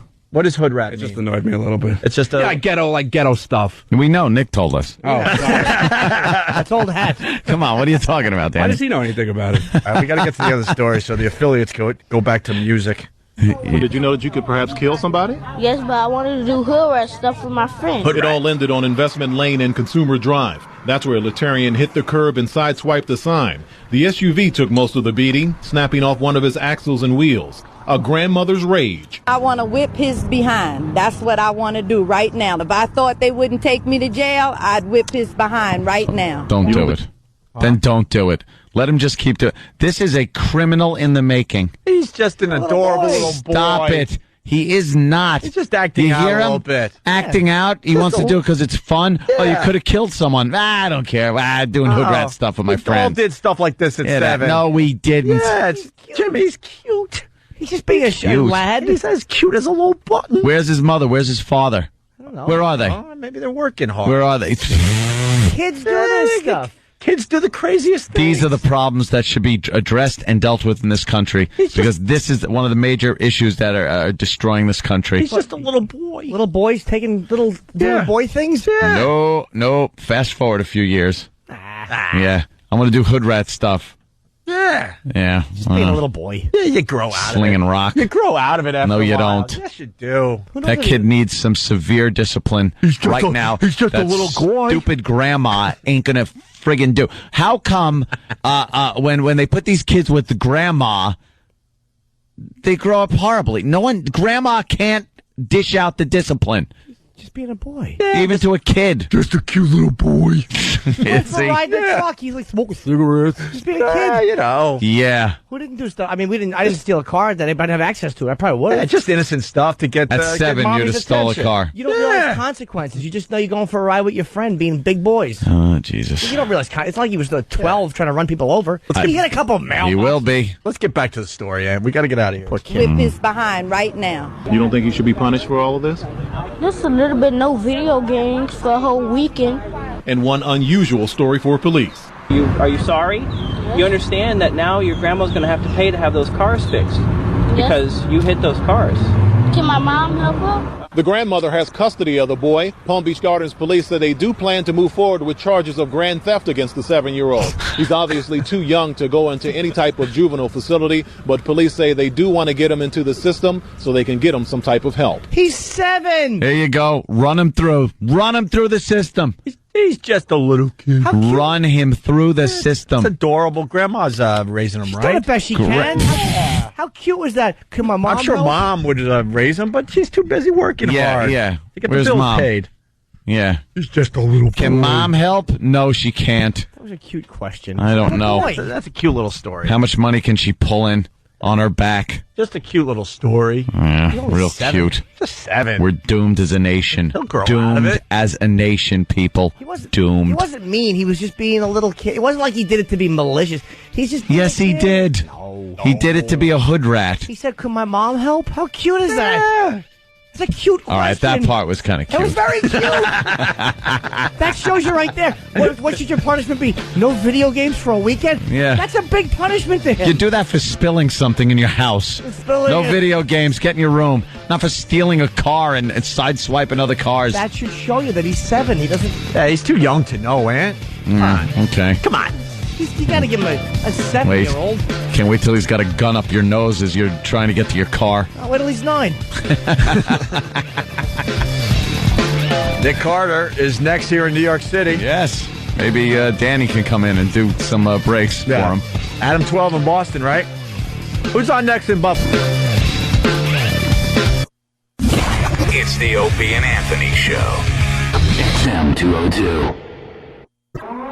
In the world of Radio Shock Jock, the biggest are Opie and Anthony. These people say shocking things that border on offensive in order to entertain their audience. I refuse to sit here and think that radio has to be nice. Why? Why does radio, out of any other medium, have to be nice? We are being now held to a standard where we have to be nice and make people feel good. Go screw! Radio Bad Boys, Opie and Anthony. Controversial radio personalities, Opie and Anthony. Infamous DJs, Opie and Anthony. Talk show radio hosts, Opie and Anthony. Opie and Anthony. Opie and Anthony. Radio Shock Jocks, Opie and Anthony. Opie and Anthony. Shock Jocks, Opie and Anthony. Shock Jocks, Opie and Anthony. Opie and Anthony. Shock Jocks, Opie and Anthony. Opie and Anthony. If you want to put it, feel free. I've done it before. I'll let you go from to my. That's really sick. This is where entertainment is going. More audio V-Rock in the bathroom.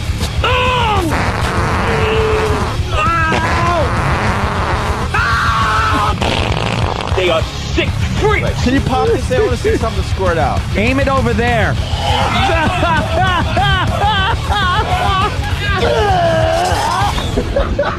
This is the worst. This is the worst show I've ever been on. But enough of this palaver. Let's get the show on the road. So what happened on the walkover today? I heard that there was a slight situation with Danny. Well, Ratso Rizzo was crossing the street. Ratso Rizzo. I'm walking here. Fucking cabbie beeped at him. Wow. What, a cabbie beeped at Danny, and then what happened? Danny was on a tear. First of all, as you recall, a few moments ago, he got a little upset at Nick Carter over there at 92.3 K-Rock. But I think something else is going on, because I don't think Nick knew that you were running in to give us the info. I don't know. Like, how'd that develop there, Danny? Well, I don't know. I guess. Well, look, Travis is coming in with the info. I just want to see Danny turn around mad.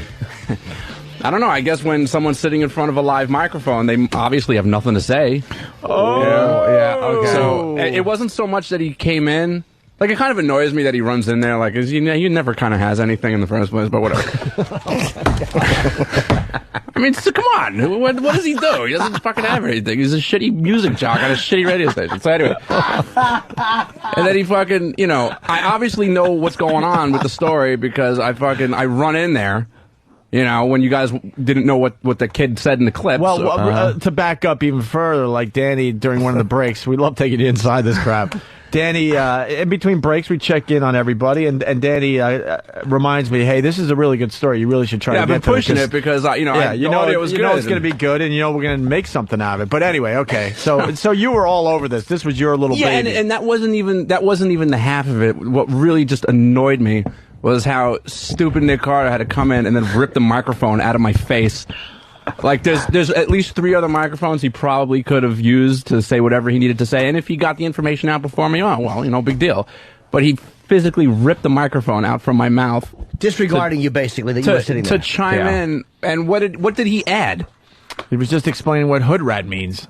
But he didn't even say that. He was like, I don't know. He said, it's like, what did they say? They said hood rat. Oh, yeah, because we didn't even understand what the kid said at first. Explain it. Right, all right. Why would he know? You said hood rat, and then we needed the definition of hood rat, and Nick didn't have anything, right? He's like an 8th Cherokee, isn't he? He said he didn't know. He just plays Led Zeppelin. Right, which was kind of funny. I think there's something else going on. Why are you agitated? Because then I heard you had an incident with the cat. Well, so what's going on? Me and Jimmy were already laughing at how angry Danny had gotten at Nick as we were doing the walkover. We were physically laughing. And let it be known, Nick pulls me aside and goes, "Your boy's really mad at me." It was just an annoying thing for him to do, I thought. It was just very obnoxious on his end. So in the middle of us, like, kind of laughing at Danny getting mad at Nick, I hear, "Hey!" And I know, I recognize it's Danny's voice, and I look in the middle of the block. Danny's in the middle of probably the main thoroughfare, aside from Broadway in Manhattan. Middle of 57th Street. Just yelling at a cab in the crosswalk. It was a little more than hey. Yeah. It was more like, what, motherfucker? Yeah. What? That was it. What? Because these fucking cab drivers, it's not just the cabs either. It's even... The buses are way worse. Yeah. Way worse. They cut right in front of you. It works. And make people jump back onto the curb. It works. It works just like any other city in America. If I have the light, I could walk across the street. You have to sit there and wait for me to cross before you could find your in. And I'm in the middle of the crosswalk, and I think this taxi guy expected me to start speeding up or jog across so that he could get to his next red light faster. And I just wasn't fucking having it. And he honked at me, and it just it set me off to the point where I couldn't just walk and curse him out. I had to stop. You stopped. You went up to his window. Made sure his window was rolled down so I could point my finger and scream in his face, "What the fuck is your problem?" And then the argument continued down the block a little ways. What the fuck? Yeah, because he wanted to try and be like a little bit of a wise ass himself, so he got his passenger window rolled down, and he's just kind of coming up on my side, trying to like give me the come here fingers. And I'm like, fuck you, I ain't getting fucking close to you. You should have fought him, man. Fighting cabbies is fun, actually. But that just got me and Jimmy, like, we're just pointing, going, "Look at Danny, look at him." And Anthony had the perfect word. He goes, "What a grouch!" I go, Danny's a little grouch today. I was a grouch. That's exactly the word. I was giggling at that all the way up. Grouch. A grouch. That's a funny word. It just annoys me. Like, what makes Nick Carter think he could just run in and grab the microphone out of my face? What makes this fucking cab driver think that he could just honk at me when I'm just civilly trying to cross the street? You know something? You don't want to be treated like a piece of nagel. You're absolutely right. You're a person. I felt like I was nagled upon. Yes. Don't read instant feedback if you're in a bad mood today. Why? You just don't want to do it. What are they saying? Oh, nothing really. What? Danny's a bitch. Yeah, I'm used to it. Danny's a bitch. You think he's being a grouch? I think he's being a grouch. I think so. You think he's gonna be yell at him?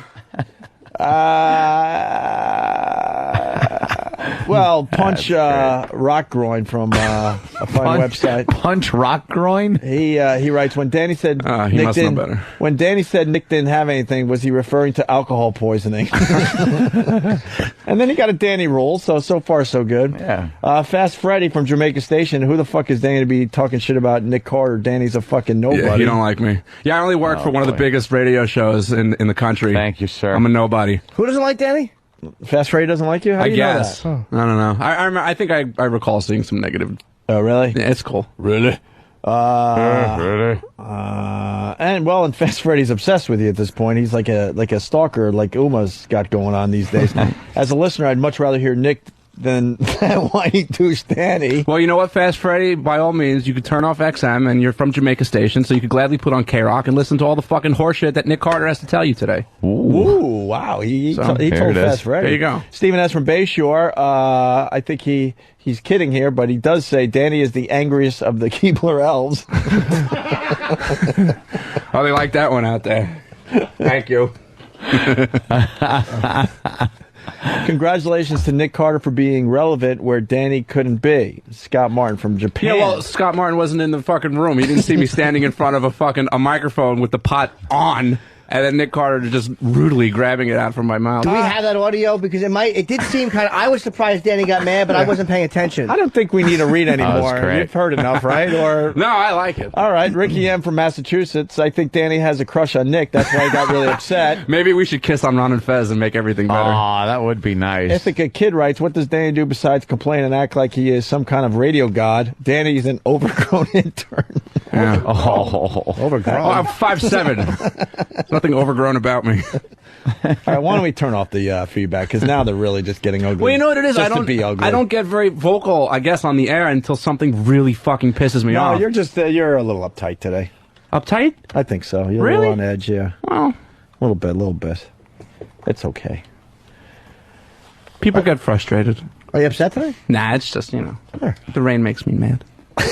Rain is nasty. It's been nasty for like 2 days straight now. Gets me grouchy. It's And then just cold, nasty, gray, rainy fucking shit. We have that clip, by the way, if you want to. Oh, yeah. The Danny clip? Yeah, All right, let's hear it again. I think that was hood rat stuff. Is it? Thanks, Nick Carter. Hood rat stuff? Oh, okay. Danny, you mad that he blew up your spot? No, that's all right. Yeah, but wait, no, hold on. What happened? Oh, wait, what happened? Nick Carter's black, so he's giving us a little knowledge from the black community. What's hood? What does hood rat mean? So just a hood rat, kid in the hood. No, he said I want to do hood rat stuff. I play Led Zeppelin for a living. I don't know. Danny, come in here because we're almost done. Did I piss him off? I don't know. I don't think so. I knew he did. I don't think so. Are you mad, Danny? Well, no, I just ran in here with some info. I didn't know Nick Carter was working for the show now. That's all. Oh! I mean, considering that, I found I was pushing that story for the last 3 days. I'm so glad that Nick provided all that helpful information for our show today. Oh, dang! Nick just likes coming on. Nick Carter, what? To let Boston know he's still alive. That's all. There you go. Ooh, wow, yeah. I love Jimmy, the fucking instigator. He knows he's mad. He's like, no, what, Danny, come here. What? Well, I did want to hear his response to it because I knew Danny was. But you're such an instigator. Why is Sam coming in? Oh, I thought you had something on the Danny situation. No. Well, but the second Nick, he walks by the office to get to the studio. And Sam, of course, says, so, Danny's really mad at you. No, that's not even, no. Sam goes, as Nick Carter is walking by, Sam goes, hey, Nick Carter, Danny's mad at you. and what's this that you just gave me? The same thing we just played? No, it's just an idea that we had on the... They are just There's an idea? Instigators. What is this? No, just play it? Danny, you start talking, and then when Danny starts talking, you play that. All right, start talking, Danny. Okay, hi. 823 K-Rock. I reverse my own policy. I have a long-standing policy. Once I put on shorts for the first time for the this morning? Oh, that's just fantastic. Now. Yeah. Just now. He's getting ready for summertime. It's a perfect little talk up to summertime. He should be running into Elvis Duran's studio with that material. We got a fight a brewing. No. That's good stuff. We got a fight a brewing. I was going to wear my boots today, fellas, but I was like, you know what? I didn't waterproof them yet, so I put my Adidas's on instead. What's wrong with you? And he doesn't play. He's had it. Danny's turning into a biker is what it is. Yeah? No, He's got to have a bad attitude so he can bash people's heads in with pool cues. I don't know. My skin used to be so thick, and just all the layers got peeled off, and now like the littlest thing just sets me off. Just fucking beaten down. Yeah. I can't even tell you like how many times I've almost taken my Xbox controller through my television over nothing. Over a fucking game. Over getting dealt a terrible Texas Hold'em hand. Like Jack 5 again. Oh, same fucking hand.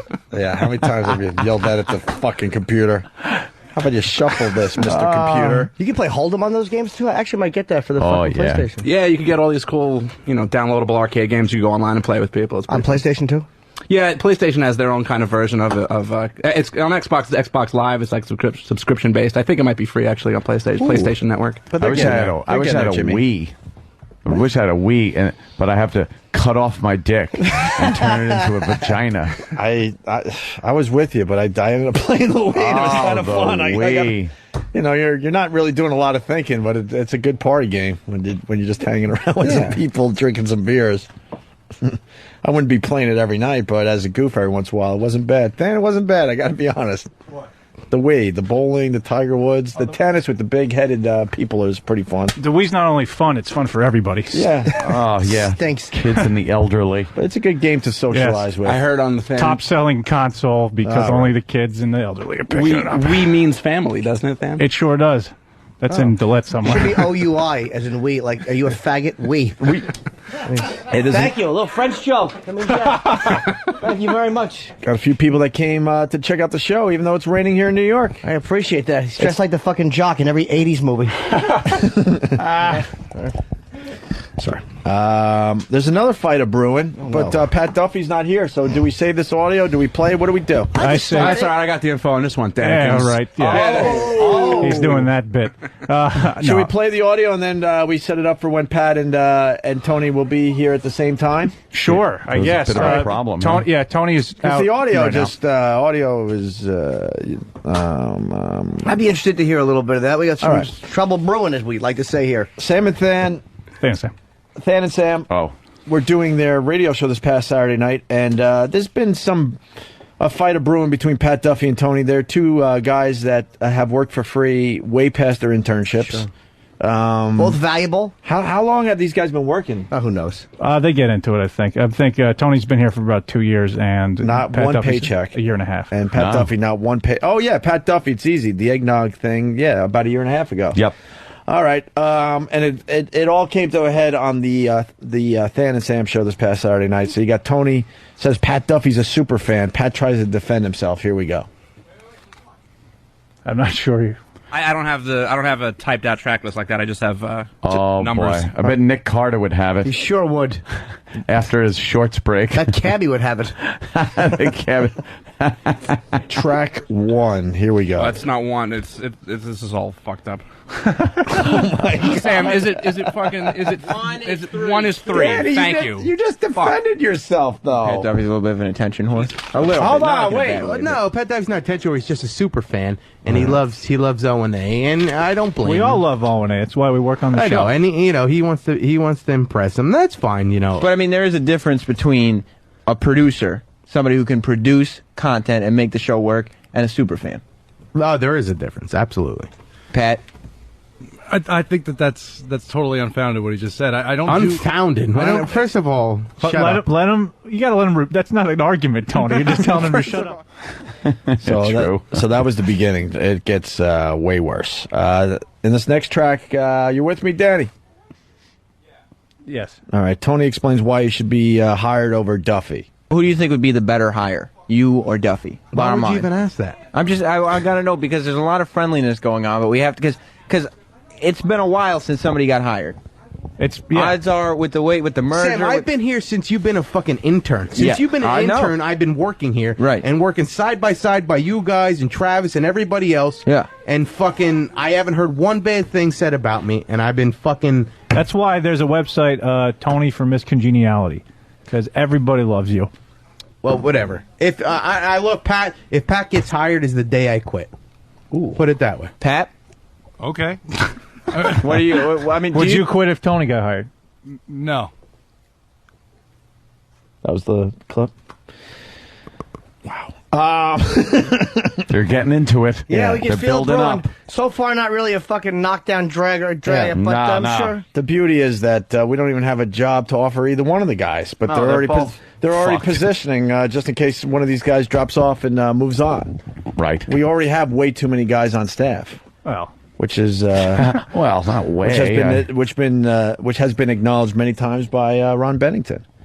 Pat explains why he would be better the two debate. Here we go. Yeah, if I was hired, I would definitely be a lot more productive than Tony. So Because Tony keeps claiming that he's been here for 2 years. I've been here for 15 months, and I feel like it's a case of quality over quantity. Because Tony might have been here longer, but I feel that the time I've put in here has been much more dedicated. You don't do shit. You rub fucking feces all over Bullshit, yourself. I don't do shit. What do you mean you don't do? You do nothing. I do constant shit. What else do you do? What else have you provided besides feces rubbing on yourself? What else have you provided? Pat's got that great guess the sound bit. Yeah. Yep. Yeah. Oh, let's go on fucking YouTube. Somebody get hit in the nuts like America's Funniest Videos and fucking play it, and it's fantastic. Pat effing Duffy. Kind of like Pat Wow. Tony is. What's wrong with Tony? Why is he? I'm just so kind of pissed? throwing Pat Duffy's bit to the side. I mean, Pat Duffy's bits have gotten a lot of views on the internet. It's a good bit. It continues. Than doesn't appreciate Tony's lip. Kind of like what you did with the taser thing, which was your big bit. First of all, stop. First of all, stop. It wasn't my big bit. I Don't had it tell in me my to pocket. fucking stop. I'll yell at you on this fucking show. You don't tell me what to do. It's fine. Listen, Explain yourself, You though. should align yourself with the right party. You're aligning yourself with the wrong party right now. I'm man. aligning myself with the future. Let's not Oh, confuse is he the future to you? He's got potential. Is Pat Duffy your future? Is that what you're saying? No, I'm not going to ever work for Pat Duffy. Let's not confuse things. Pat Duffy just I want to said. know if Than thinks Pat Duffy is more important than I am to the Opie and Anthony show. I'm not going to answer that honestly, because then you'll leave. Wow. Well, Jesus. tell me. So that means you think he's more? Go ahead. Tell me right now. I want to know. This is between you and Pat Duffy. Wait, he really thinks he's more important to the Opie and Anthony show than Pat Duffy? Wow. Wow. Well, what now? I got to play devil's advocate. What kind of behind the scenes stuff? Because a lot of stuff's done behind the scenes. Like, a lot of people don't see the audio being gathered, but we don't just magically have it. These guys get it. So, like, what does Tony do behind the scenes? I thought it was magic. No, Anthony, it's not. You think a little fairy just points? Well, sometimes, yes. I never heard of you. I never will lift that many cocks at once again. Predictable. We haven't even talked about Steve yet. He's at a neurosurgeon. He's at a neurosurgeon No one knew he was today. gone until two seconds ago when you said that. He's at a neurosurgeon today. He's got herniated discs all over the place. And the doctors are very, very concerned. Sure they are. I'd like a little stick-to-itiveness implanted. No. Maybe we could get Steve on the phone to talk about his herniated disc. Yes. No, it was a mistake. It's herniated dicks. I have a lot of herniated dicks. Sam, what's going on? We got Sam in the studio. Well, Tony thinks that he's done a lot of writing in the past for Steve in terms of production work. And he started up with a couple bits. Like, he did Douche Chill Theater, and he did... Which is good. It has potential. Yeah. And we've only had one in 2 weeks. One. And he did... he says that he stays at XM while everybody else is at CBS and does work that nobody sees. Well, which, if it's true, he does a lot of work. Well, one of these XM shows, right? One of these XM shows, we'll have Tony and Duffy in at the same time, and we'll get into this. Today, we only have Tony here, and it should be said that both these guys work their asses off. But and this is going to piss off Tony. I think Pat Duffy's done way more for the Opie and Anthony show. On-air stuff is fucking. But I'll give Tony a chance to to debate that fact. You know what though? Go to your job, whatever it may be, and tell your boss you want a paycheck for work that he won't see. Yeah. Eating puke and rubbing fucking homeless guy shit on you. That's a tough one, man. That's fucking That's on-air valuable stuff. That's valuable on-air stuff. stuff is very hard to top. Yep. Absolutely. But not to take away from Tony either, wishy-washy Norton says. Everyone loved me. Because he's currently... Getting something from me? Yes, exactly. What is he getting food for you or something? No, he's just getting that Beastie Boys video because we have Adam from the Beastie Boys. Yeah, we got Adam coming in. I can never say his last name. Can't either. Yeah. Adam from the Beastie Boys in about 20 minutes. Tony and Duffy start fighting over their hair. Yeah, Tony kind of just goes after people sometimes. All right, let's listen to this. Vote on the Pat Duffy versus Tony issue. Tony, I just changed the pad data. Do you know how to do that? Yeah, I do. You hit fucking the thing twice, you fucking douchebag. I learned that the first 3 months I was here. Nice haircut. Thanks. At least mine grows. Yeah, you got the fucking the fake faux hawk that you got. It's really impressive. Looks good. Thanks. No, it's terrible. Wow, Tony's angry, man. Just flailing. Morale is low. Yeah, we never guaranteed these guys jobs. We have too many people we're paying already. I think you have the right amount. No, technically, we probably should be firing a couple people, like thin it out a little bit. Really? There's too much growth here. Who? I don't know who. I'm not. Well, I do know, but Tony tells Pat Duffy that he gets breakfast. Here we go. I'm not getting coffee for fucking anybody because I've been here that long. You might have to come in 2 days a week to get coffee for people. I've been there, done that. It's not happening. I'm not coming in to get coffee for anybody. So you do less. Stupid.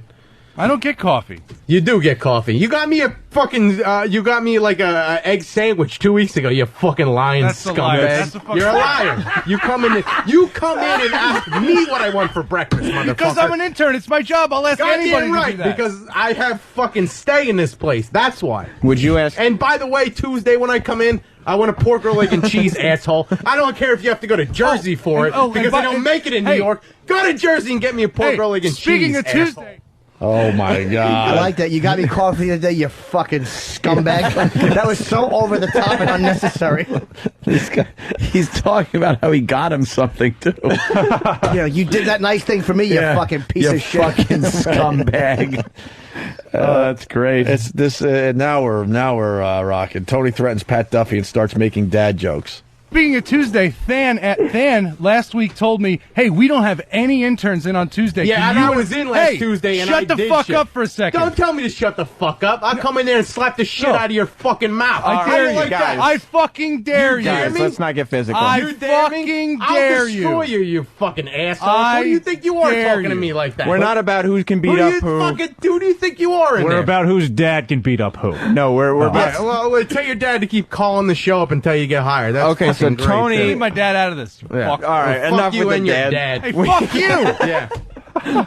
Wow, these guys. Holy shit. Just fighting dirty. Neither guy has been paid in ever, basically. At this point, Tony was getting especially frustrated because I didn't put him on the clips because we already had 10 clips here, but Than started taking calls as to whether the audience thought that Tony or Pat Duffy should be hired. Tony doesn't come across too well. I mean, he's awesome, but he's really like... At the close of the voting day, Tony unfortunately lost at 10-1. Well, Tony's coming back in a few minutes. Maybe we can get just a couple of calls. Sure. We don't want to trash package pass out here, but I would like to at least when get are both going to be in house again? They should. Well, Pat Duffy will be in on Wednesday through Friday, and so we'll get Tony to come in one of those days. Okay, and Sam, why were you trying to break up a possible fight? Yeah, saying that no violence here. Shame on you. I think his arms were folded across his chest when he said that. Oh, it's one of those. It wasn't. He didn't really stand up and put his arms out. Yeah, being a responsible broadcaster. You don't want the Than and Sam franchise to be injured by such a fracas. Yeah, by a lot of media attention. Of course not.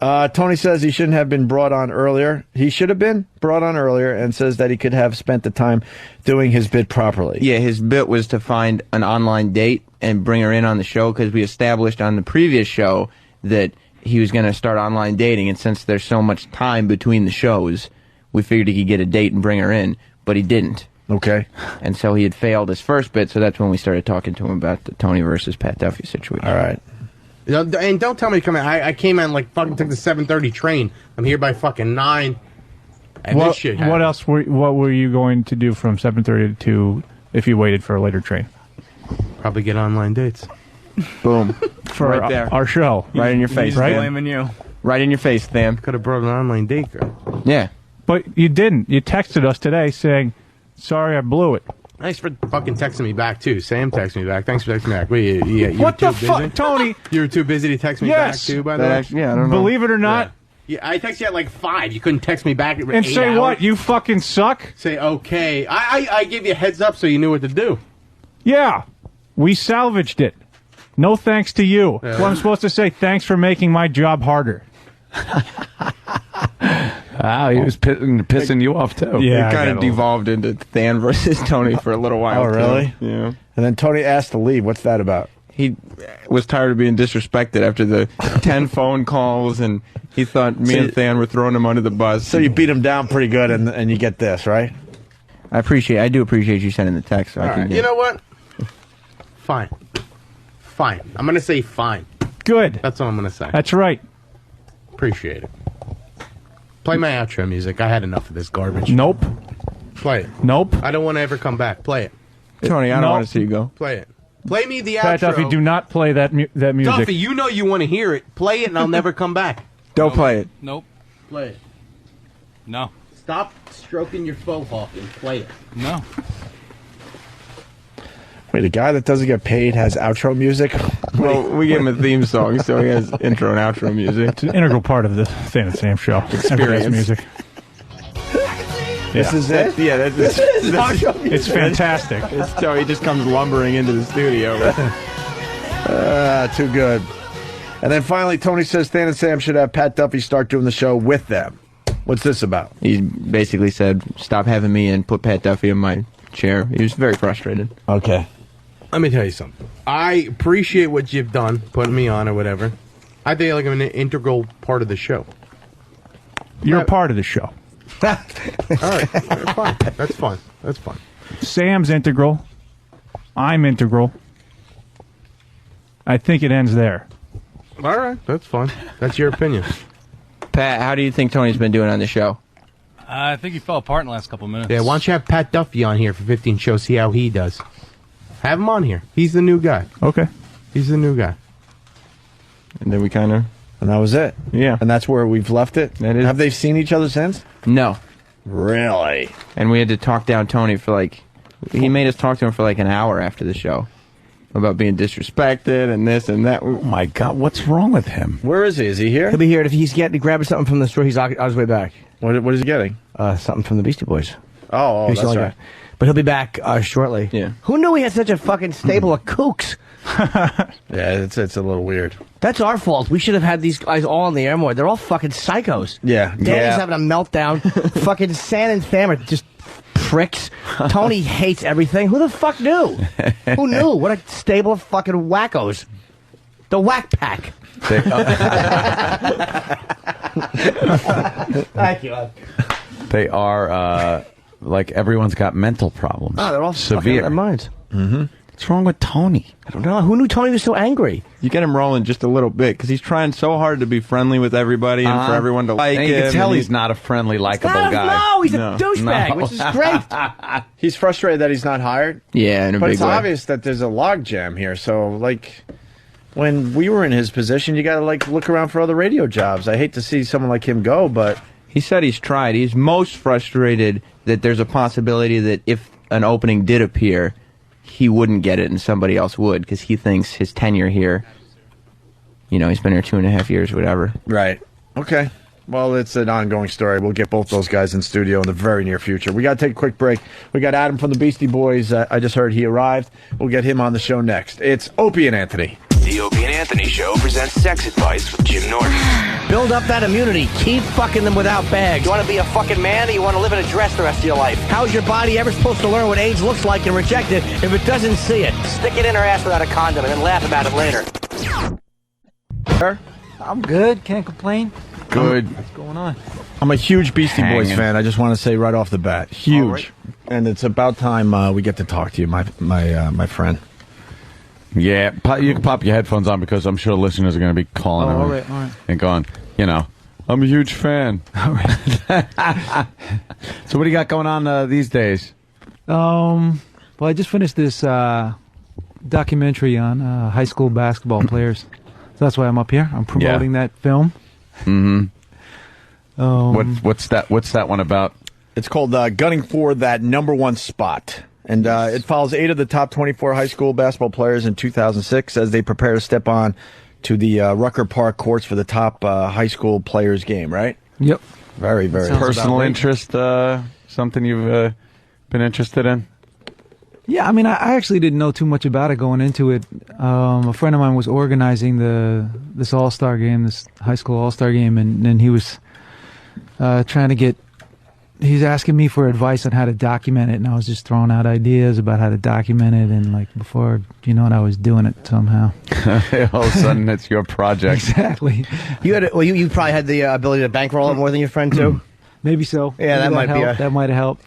You had a brilliant idea though. I love this idea for the documentary where the fans sent in all the video that they took. And you guys made that. Well, we gave out cameras at a concert. Yeah, that was for the concert movie. Awesome. I fucking shot that, which I thought, but brilliant. Oh, that's right. You guys can curse on the air. Yeah, sorry. Crazy. Yeah. All right. Completely original idea for a documentary to have the fans do it. And plus, it's going to get fan interest up and to buy it. It's just completely different than anything anybody has ever done. Yeah. It's definitely an interesting process editing that thing. There's a lot of footage. A lot of shit to sort through. Yeah. Did you get anybody doing the stuff we do with cameras, like where you get, like someone leaves a wedding camera and then you go and they take pictures of like their balls and their asshole? And like, you ever do that at somebody's wedding when they leave the camera? You run into the bathroom with your friends and take pictures of your bags? I have not actually. No, I haven't actually done that. But a friend of mine did that, and then you could see his the bottom of his shirt. And then you could in tell other who pictures, it was. Yeah. What a dummy. When you guys first got together as the Beastie Boys, was that a goof? Were you just like goofing around thinking? I'm sure you never thought it would end up the monster it became. Yeah, I mean, early on we were hanging out. It was kind of like this small hardcore scene in Lower Manhattan, and kind of like everybody was in bands. Everybody was probably in like 5 different bands, and mostly rock bands, though. I mean, a bunch of white guys. Yeah, I'm just talking about like hardcore, like the early days of hardcore, and so we just like Beastie Boys was one of those bands. It was just kind of like formed on a whim, like yo, we should make a band. But it ended up lasting a long time. Yeah, and then kind of getting into the rap thing though, like the 3 white guys like that, it wasn't really something you saw back then. Yeah. Yeah, there wasn't. It was definitely a strange thing to have. So I'm assuming it was probably kind of hard to get any kind of credibility back then. I mean, in the rap community, especially. Yeah, I'm not sure. I mean, pretty early on, Russell Simmons started managing us, and we started that'll help. opening for like Run DMC and opening for Curtis Blow and going on tour, and so I think that kind of put it in a different light. Were you well received at the beginning, like when you would open for some of these name rap acts? You know, they see sometimes. I mean, 3 sometimes white guys it was, come out and go, "What the fuck?" Like, yeah, I think when we opened for Curtis Blow in Queens at the Encore, and I think people were definitely like, "What the fuck is this? This is crazy." But I think we got a pretty good reception when we were like opening up for Run DMC and LL and Houdini on some of the tours. When did you guys realize that this was going to be something that lasted? Like License to Ill was a massive success. I mean, was that when you realized like, wow, this is going to stay around for a long time? I don't know, not necessarily, because I mean that kind of had Flash in the Pan written all over it. There's a great crossover though, because a lot of people that were into rock. Definitely into the Beastie Boys and rap, so it crossed over very well. And your videos helped too with MTV. I mean, that was another thing. They were always tongue in cheek and very clever and creative. You guys, of course, had a lot of input on those, huh? Yeah, and we're pretty involved in making the videos, and that's how a lot of the way that I kind of got more into directing and got interested in directing is from working on music videos. Yeah, because I mean, everyone remembers the Sabotage video is fucking hysterical. Yeah, just really funny spoof on 70s action movies. And what did you direct that one? I did not direct. Oh, you didn't direct that one. Okay, yeah, I was wondering. You guys got pretty political as it went on too. Like you guys, I guess, as you grew up, you start like looking at issues differently, and it's like, all right, well, it's fun to kind of to do this. But like, did you all of a sudden start saying, like, I want to address things in the world more? Like what happened? Because you guys all of a sudden started getting political, and you were like, kind of tied with Mumia, and you were tied with like the Free Tibet movement, and it became more than just like, wow, these guys are kind of goofy and entertaining. Yeah, I don't know. I mean, I guess we started taking more of an interest in some of those things, and then it just kind of like made its way into the music and doing events and different things to try to support some of those causes. Any regrets or no? No, definitely not. I mean, I think that's, in some ways, that's the most fulfilling stuff to do. If you're able to sort of use that, some public position or attention that you have to try and bring some light to something that needs it, then, that's great. Yeah, I don't think you're going to catch much flack on the Tibet issue. I mean, that's pretty straightforward. But the Free Mumia thing, did you catch a lot of flack? Definitely, yeah. I mean, there were a lot of cops that like, I would have cops come up to me after that and be like, "Oh, you guys hate cops." You're like, "No, we don't." I think there was a real feeling that somehow we hated cops because we were supporting Mumia getting a fair trial. But really, I mean, we were just supporting. I think some people looked at it from the perspective that we were supporting a cop killer, but I think what we were really supporting is that everybody has the right to a fair trial. Do you think they're going to execute? They're not going to execute him, but do you think he's going to get out, or what do you think is going to happen? I don't know. I don't know. Yeah, what do you think about the Olympics being held in China? I think it's definitely very interesting. I think it's I think that the Tibetan people that are demonstrating now inside Tibet are it's incredible how brave they are and how much they're putting themselves at risk by doing this. It's not like you or me going out to a demonstration on the street here. I mean, they risk being shot at or imprisoned or tortured, and so it's really amazing that those people are putting themselves on the line, and I just hope that some change comes out of this. Yeah, it's odd to have the Olympics. It's supposed to be this bring the world together thing in a country that's so oppressive to its people. Yeah, but I mean, there's a tradition of people of countries boycotting the Olympics. Yeah, you think the United States should, or? I don't know. I don't know. I think. It's definitely a good time to bring attention to this. I think the main thing is that China needs to open up and allow the press to go inside Tibet and see what's going on, and allow the United Nations to go inside there. I think the idea that China has shut the media out of Tibet is really scary. Yeah, I think it's the only way they can really keep a rein on their people and keep them under control. I mean, that's what they think. They think that's the only way that they can do it. But I think realistically, if they want to participate in the Olympics, they obviously want to participate in being citizens of the world, and I think they need to conduct themselves in accordance with the rest of the world. But I mean, to China's credit, at least for the first couple of days of the demonstrating, they didn't shoot anybody. They didn't attack, and so it seemed like it sounds extreme, but it sounds crazy, but at least it seems like there was some room there where China was approaching it in a more constructive way, and hopefully it'll go back to that again. I think because they're under such scrutiny because the Olympics are going to be there, and I also think that they want to be part of the world, not so much in, I don't know, some civilized humanitarian fashion as much as in some economic fashion. I think they enjoy the money that they're getting from the rest of the world, but I really don't think they enjoy taking care of their people and human rights and things like that. It's an abomination. I think one of the scariest parts of it is that China controls the media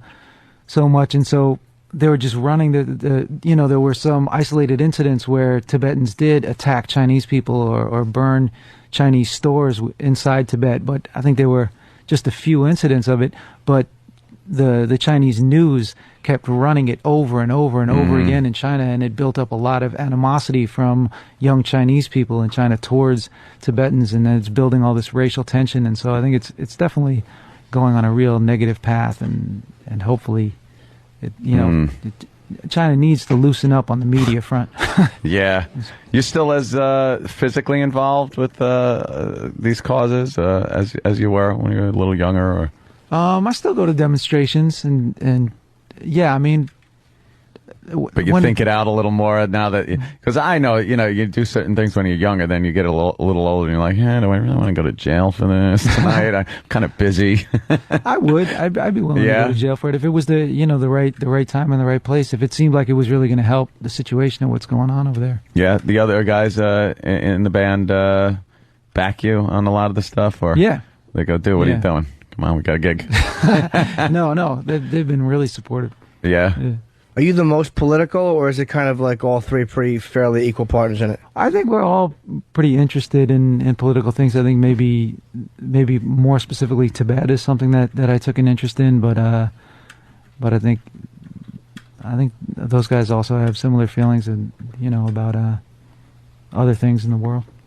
It must have been coming up, and of course there must have been a tremendous amount of sex and groupies, because you guys really were. Do you have that question written down, or is no, not at all? Off the top of your head? That's off the cuff. All I have is I think I sabotaged the name of the album. I said License to Ill, right? License to Ill. It was right. Okay, Yeah, you yeah. said Sabotage. All No, right, the song Sabotage, yeah. All right, good. I thought I had that right, and I'm like, oh, did I fucked it up? And I was kind of annoying myself because I'm a Black Sabbath fan. No, that was one I would want to ask, because you guys are kind of seen as pioneers. I mean, you weren't just like you mentioned Curtis Blow, you mentioned LL Cool J, who are all very good, but to me, they don't historically stand out as pioneers the way you guys do. So I'm saying there must have been a tremendous amount of sexual favors for that. I'm not sure where this is going. That's where. No, that's all. That's all. He's just giving you a little pat on the back, I think. Hey, good. I guess when you're in that scene, when you guys first broke, there was probably a lot of temptation and stuff around as far as drugs and chicks and things like that. Was that something you guys partook in, or? I mean, the way I look at it is kind of like when we were a hardcore band. Like, I was like a straight edge kid. Like, really, I didn't smoke, didn't drink, and kind of like at some point, like a little bit later, like going to college, I just kind of started like drinking and like goofing around, and almost like when License to Ill hit, I think it was like kind of almost like we were making fun of like frat type culture. Mm-hmm. And then you get to that point where you make fun of something enough and you just sort of like become it. Right. And so I think we kind of like crossed that line. We were kind of like imitating this idea of like, and we had some idea of like middle America and drinking Budweiser, and then and before you knew it, that's who we were. That's so odd, because a lot of people, especially rappers, like to say that they're rapping about their experiences, and with you guys, it's almost the opposite. You start goofing around and writing songs about things, and you kind of turn into it. I think we've done that a bunch of times. You started goofing on something and then sort of like became it. And then you get a little older, I guess, and start taking up some causes, get a little serious. Yeah. Who knew? Yeah, who knew? I know. It's like, God, how long could we be called the Beastie Boys? Exactly. There's so many. I guess you didn't think you'd be around. I've been trying to switch the name up to the Disco 3. The Disco 3, yeah. The Fat Boys used to be called the Disco 3, but they changed their name to the Fat Boys, so we were hoping we could option that. Yeah. Boy, they really fell. What happened to the Fat Boys? Finally, somebody who knows, because they were very popular for a while, and then you just never heard from them again. Are they dead, or they just quit the business? Seriously, one of them did die. Oh, he did die. Okay, is that what stopped them, or was that like long after? I'm not sure. I think they might have broken up before that, but they were pretty nice MCs. I mean, there were some guys that got into doing a lot of like really goofy, ridiculous records, but actually like they're pretty nice MCs, and Human Beatbox was pretty good too. I mean, it's interesting. Dougie Fresh kind of came along though and made him look a little irrelevant. I think that's what happened. Well, Dougie Fresh came first. Oh, did he? Okay. Yeah, no, I mean those guys. They're a good example of they made some records where they were kind of like making fun of themselves and doing some real kind of like cliche stuff, and that's the stuff that really got publicized. But if they do have some good songs. Do you like? Was there anybody who gave you because you've had obviously a lot of guys you worked with Run DMC? Was there anybody that kind of was shitty to you? I mean, there must have been somebody who resented the fact that three white guys were coming along and getting so much airplay and so much so the much question attention. Is, who shit on the Beastie Boys? Or who didn't want to accept you? Yeah, who didn't want to accept you? Who tried to shit on us? Yeah, was there anybody that just didn't seem to want to accept you? I think there might have been a period of time, like shortly after License to Ill was so successful, and the breakout single from License to Ill being "Fight for Your Right to Party."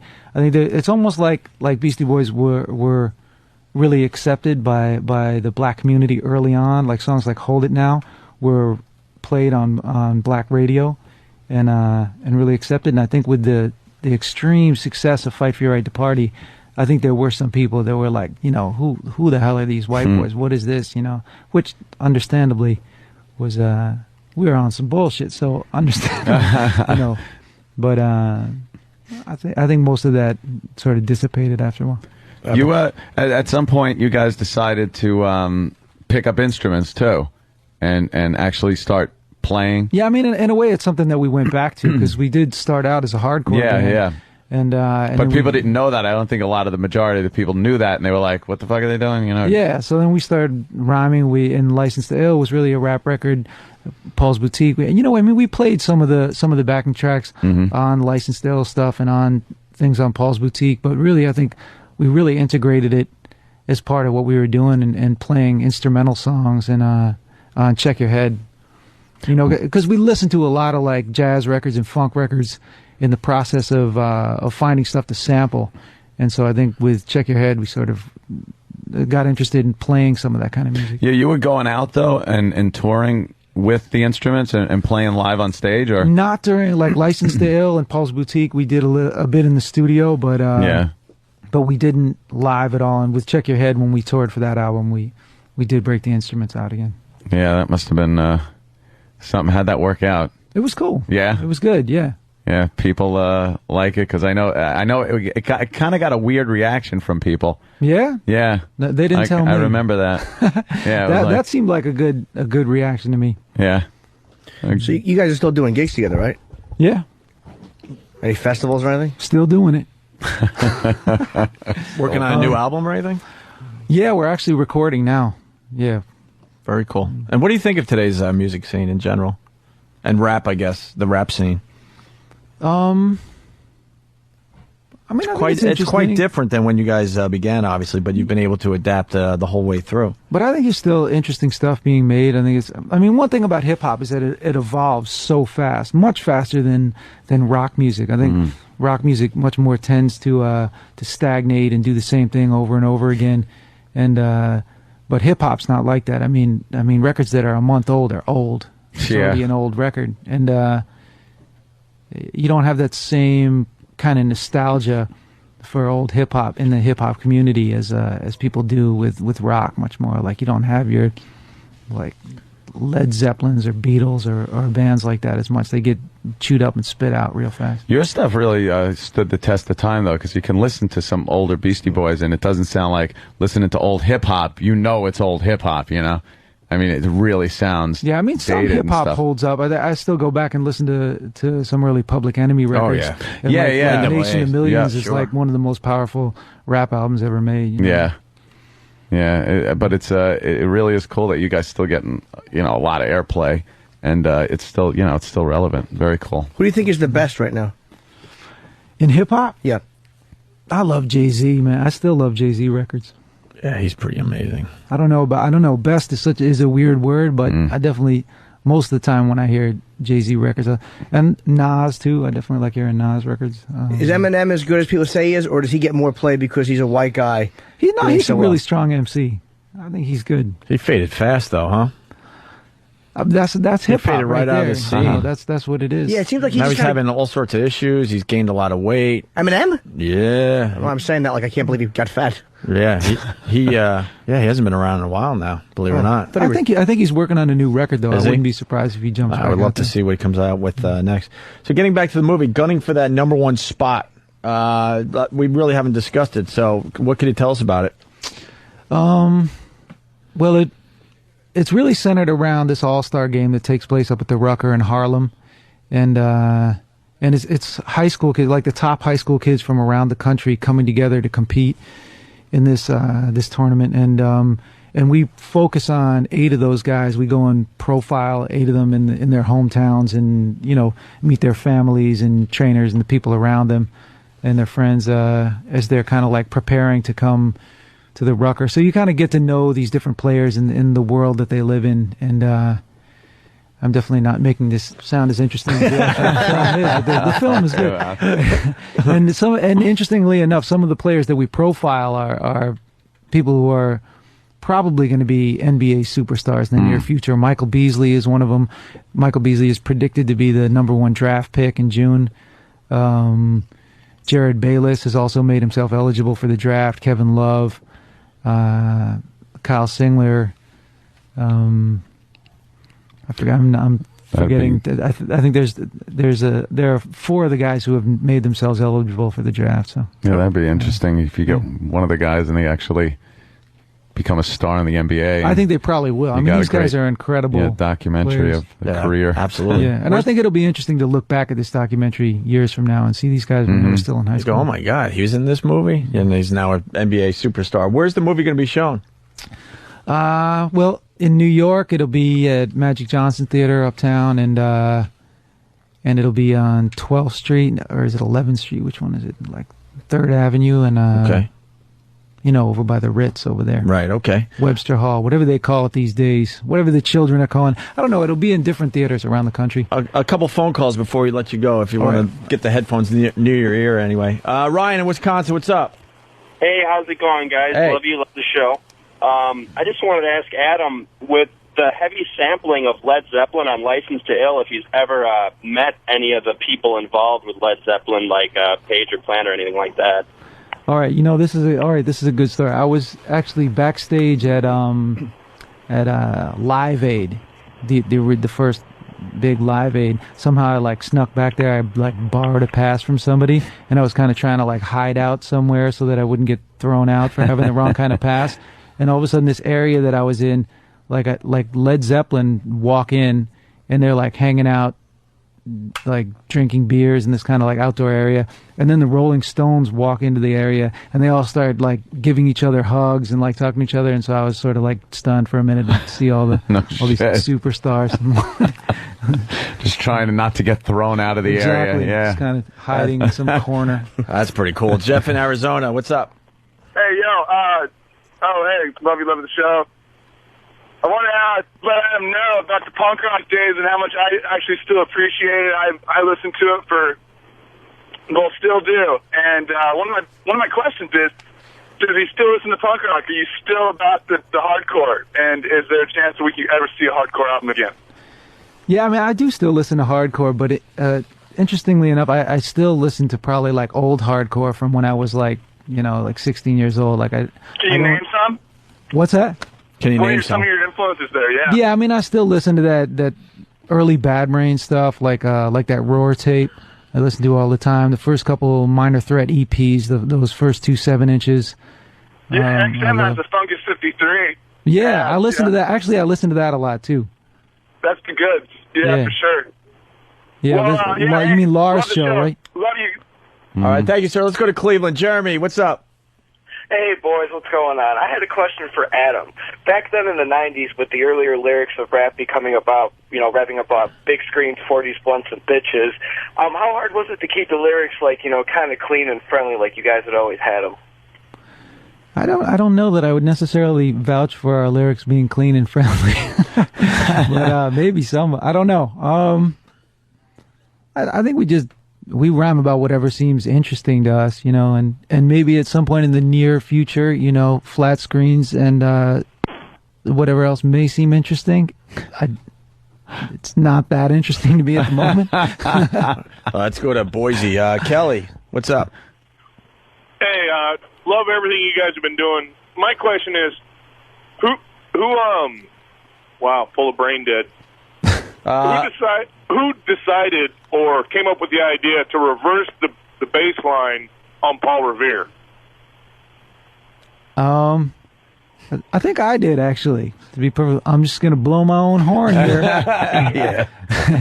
Because it was cool, it was something different, and I used to take my tapes out, flip them around just to hear what the bass line was. Yeah, it's actually not a bass line. That's actually an 808, a Roland 808 drum machine, and 808s have this crazy kick drum that's sustained, so the kick drum kind of goes like boom, and it holds for a long time. And so, yeah, I just thought it would be interesting I had been talking about it for a while, this idea of playing the 808 backwards to see what it sounded like.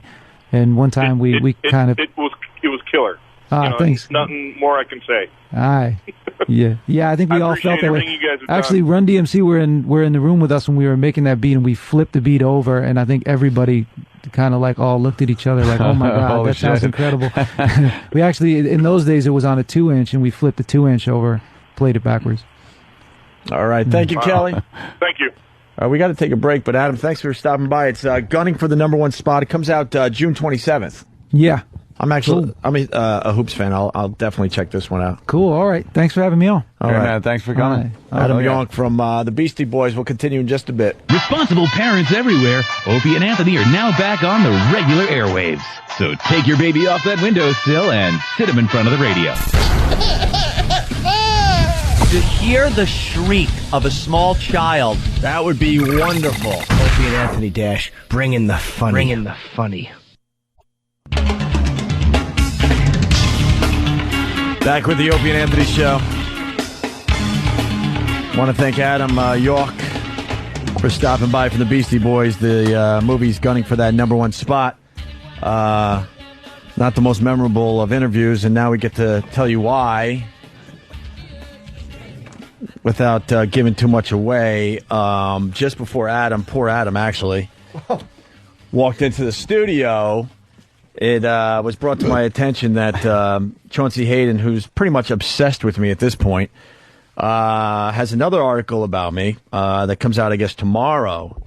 And this article is so ridiculous. I read it just before Adam walked in the studio and completely lost my shit, broke equipment in here, and then I sat down and I pretty much was trying not to bite my own face off.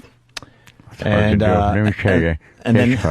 Anthony and Jimmy, I was hiding behind equipment because I didn't want Adam to feel uncomfortable, but I was completely losing my mind. There's an article coming out tomorrow in Steppin' Out magazine where I'm being called the asshole of the week by Chauncey Hayden, someone who's very, very obsessed with me. He's a dirty journalist. Only a week, though? Huh? Only a week? He's a dirty journalist. He's a lying journalist. He's a dishonest journalist. And someday he will get his because, it's becoming very obvious to many people in the know that this guy is just dirty. Simple as that. So he's got an article coming out tomorrow. It says Asshole of the Week. And it reads as follows. Greg Opie Hughes of the Opie and Anthony 92.3 K-Rock radio show. The lowest radio morning show in New York City. That's the first lie right there, by the way. If you want, we'll go through some of the lies in this whole fucking thing. The lowest rated morning show in New York City. That's not true. There are people much lower than our morning radio show here in New York. Is furious at me for publishing a story about an alleged sex tape starring his fiancée, Lindsay. Lindsay, and he gets her name wrong, so that's the second false info. He calls her Lindsay O'Groton. Who the hell is Lindsay O'Groton? I don't know, but I had some the other night with a steak. It was wonderful. So there's more misinformation by this wonderful journalist. Jeez. And MTV's favorite jackass, Bam Margera. There's only one problem. It's not the favorite, by the way. Huh? Steve-O or Johnny Knoxville would probably be favorites. So there's another one. Well, no, that's his opinion, though. That you can't. But I mean, to get her name wrong, you can't even do the simple, fact checking. There's Bam Alfredo. There's only one problem. Cheesy dish joke. Thank you, Bam. I'm a douche. I don't give a shit, but let me at least read through this. There's only one problem. Dopey Opie never bothered to pick up a copy of Steppin' Out. I wouldn't even know where to pick up a copy of Steppin' Out magazine. Why? There's only one problem. Dopey Opie never bothered to pick up a copy of Steppin' Out. Steppin' on. Try your feet. To see what the story reported or even if the story had ever been published. It hadn't until now. First of all, I don't know where to find Stepping Out magazine. I don't go out of my way to read it. Why would I read your crap? I think it's in those little newspaper things with all the queer papers in it. And where you can get some filthy pussy for $5. Maybe. I really wouldn't even. I'm not even kidding. I wouldn't even know where to find this magazine.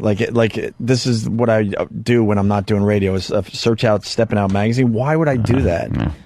I know that you're full of lies and deceit and you're dishonest. Why would I read your crap? I would have to assume that half the stuff you write in your columns are bullshit. He's a little jealous because he doesn't get the attention he wants. And this is the only thing I'm mad at. I mean, you could call me asshole of the week. You could say how like people that used to work for the radio show hate my guts. Whatever. Talk all you want about me. I don't give a shit. But what really is pissing me the fuck off is this. He says last week, Paige, do you really want?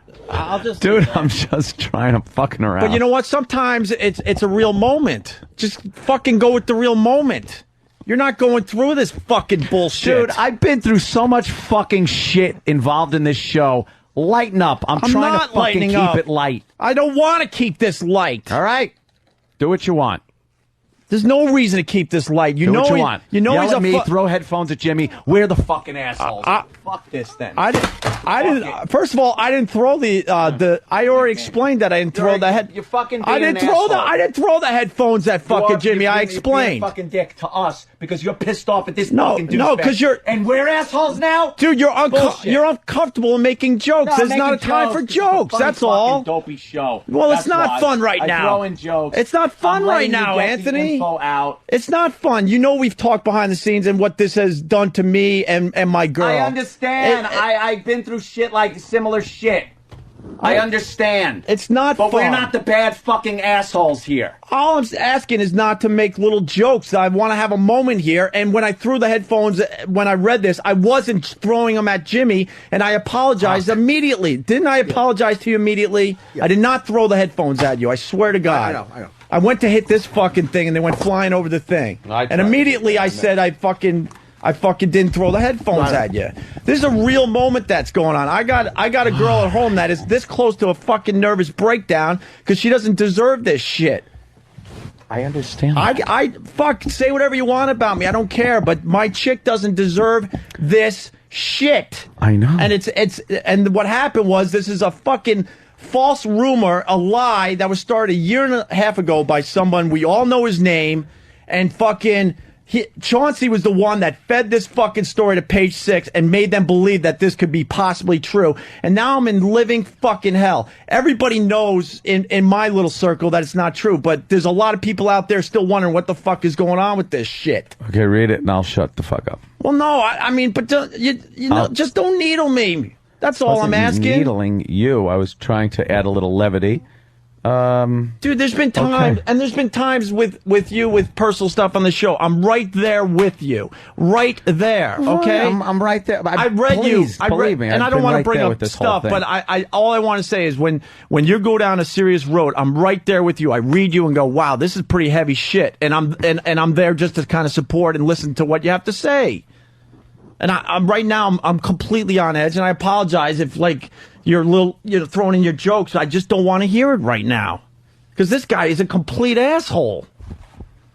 And the more research I've done, I can't even tell you the embarrassment, because now I'm doing a lot of research behind the scenes. I'm up to 20 names of people I know that this guy told this rumor to behind my back, just trying to get this rumor out there and trying to get as many people possible to believe this.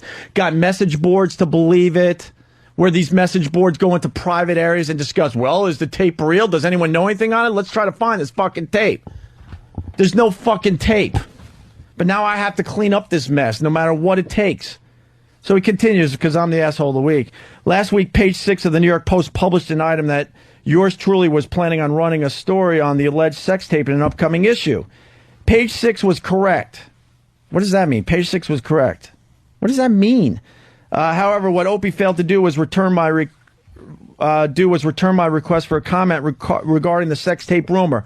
Let me make this perfectly clear. No one called me. No one called Anthony. No one called Jim Norton. No one called Bob Eatman, our agent. No one called XM Satellite Radio. They have a whole fucking media department that deals with this shit. They have publicists and stuff. No one called Karen Mateo, who fucking takes all this stuff for CBS Corporate. We didn't get any fucking calls or emails, so I don't know what the hell he's talking about. Of course I would have yelled and screamed and said, what are you kidding me? This is a rumor that was started by a disgruntled employee a year and a half ago. He says, however, what Opie failed to do was return my request for a comment regarding the sex tape rumor. Instead, he chose to humiliate. This is why I can't take fucking jokes today. Instead, he chose to humiliate his fiancée by using the item as a ratings grabber and turning a small mention in Page 6 into 2 days of on-air fireworks. A small mention in Page 6, I hate to tell you, for the rest of the country, that's the one page everybody reads if they're going to pick up a fucking newspaper. It's not something that's buried near the obituaries or the wedding announcements. It's not a small little thing. When it's in Page 6 and it's outlined in a big box, it's a pretty fucking big deal. And I want to make it perfectly clear, I didn't use this to try to grab ratings. I would never do that. And anyone who knows me knows that I wouldn't do that with my chick. Opie even went so far as to lie about the time, and then he brings this fucking thing up again.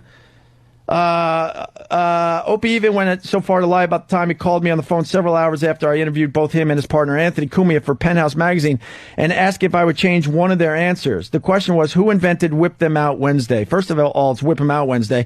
Second of all, I proved my point by just reading his fucking words that come out tomorrow. Anthony answered, we both did. Later that day, Opie called my office and cried how sick he was of Anthony always saying, we invented WOW. He asked that I change the answer to read, and I quote, I invented WOW years before Anthony and I met. Proving what a fucking liar this motherfucker is, because anyone could go and do the research. Everyone knows Anthony and I invented WOW when we were at WAAF in Worcester, Massachusetts. It's a known fact. I didn't invent this before I met Anthony. Everyone knows that. Because if I invented it before I met Anthony, I would have been using it on my radio show before I started doing radio with Anthony. So right there, Chauncey, you proved my fucking point. A lie right in your fucking article. I invented WOW years before Anthony and I met. Everybody knows. There's articles proving that we invented it up at WAAF. That we're on TV talking about it. Which I gladly did. Last week, Opie denied the call ever took place. Really, all one need to do is read the interview, the January 2001 issue of Penthouse for confirmation. No, I called him because I had problems with the article he initially wrote, and this is why I've had a problem with him ever since. There were a lot of fucking misleading info in the article he did with Anthony and I originally, and I had a problem with that. He had us competing against a guy here in New York that didn't even start yet when we officially did the interview, but by the time the interview came out months later, we were now officially competing against this guy, Rocky Allen, I do believe, if I'm not fucking mistaken. But getting back to the subject at hand, the alleged sex tape. 2 weeks ago, I was contacted by a former staff member who informed me that there was a sex tape involving Opie's fiancée and Bam Margera, and that the tape, allegedly now owned by another former staff member of the Opie and Anthony show, there is no fucking tape. No one owns a fucking tape. And he has to put that in there just to get another fucking jab in, was going to be sold on the internet in the coming weeks. And that was spread by another disgruntled employee that even set up a fucking website saying this is where the tape's going to be. Well, guess what? That guy has gone into hiding because he knows it's not fucking true. Was going to be sold on the internet in the coming weeks. I was told that Lindsay and Bam were doing the nasty on the videotape and that it was made prior to Opie meeting Lindsay. Since the Page 6 item came out, all parties involved have denied the tape exists, which I tend to believe. Now he believes this. Thank you. Thank you, Chauncey. Thank you. You believed the whole time that the tape didn't exist, but you knew you could get away with handing this story over to Page 6, which I tend to believe since nobody has come forward to present the tape to the media. But the question now has to be asked, what do so many ex-staffers hate Opie so much that they feel the need to embarrass him any chance they get? No, this all started with one fucking guy a year and a half ago. And he got other guys that have been fired from the show to join in on it. Of course they would. Well, judging from the lies Opie so easily tells over his airways, from this reporter's perspective, it's easy to see why. And then he has my picture, and he even picked the worst shot ever taken of me, whatever, and writes, the Opie and Anthony show is now officially the lowest rated morning radio show in New York City with a 1.7 ratings behind Fresh.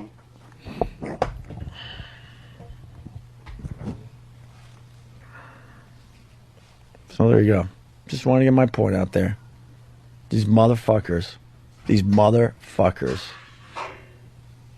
And everyone knows who started this. Everyone knows. I'm not allowed to say his name on the radio right now. And he started a year and a half ago. He was texting me around the clock clock for weeks on end, and I wouldn't budge. The only text I ever wrote back to this guy was, get help, because I'm like, wow, you are damaged. What the fuck is going on? You need help. And then finally he started, he goes, Lindsay, sex tape. Do I have your attention now? And I read this thing like, oh my God, who the fuck is ever going to believe this? Fast forward a year and a half later, this motherfucker was able to convince people to go to page 6 and have them fucking print this thing. And now I'm in hell. Now I'm in hell. Because of my chick, not because of me. Say whatever the fuck you want about me.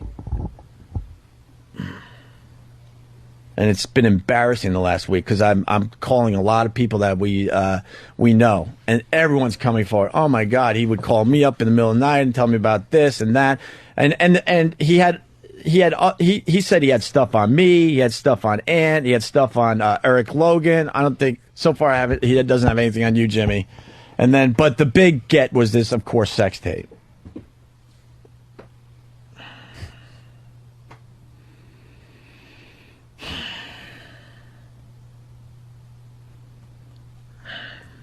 I'm fucking frustrated, man. I'm fucking frustrated.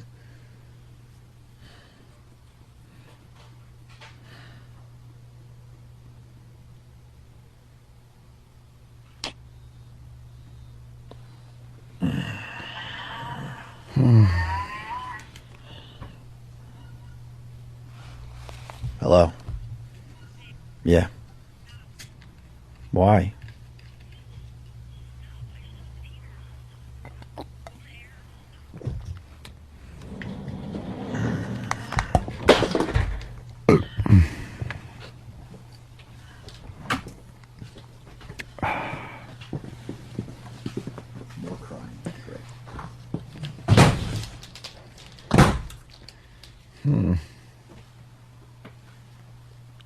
Time is it?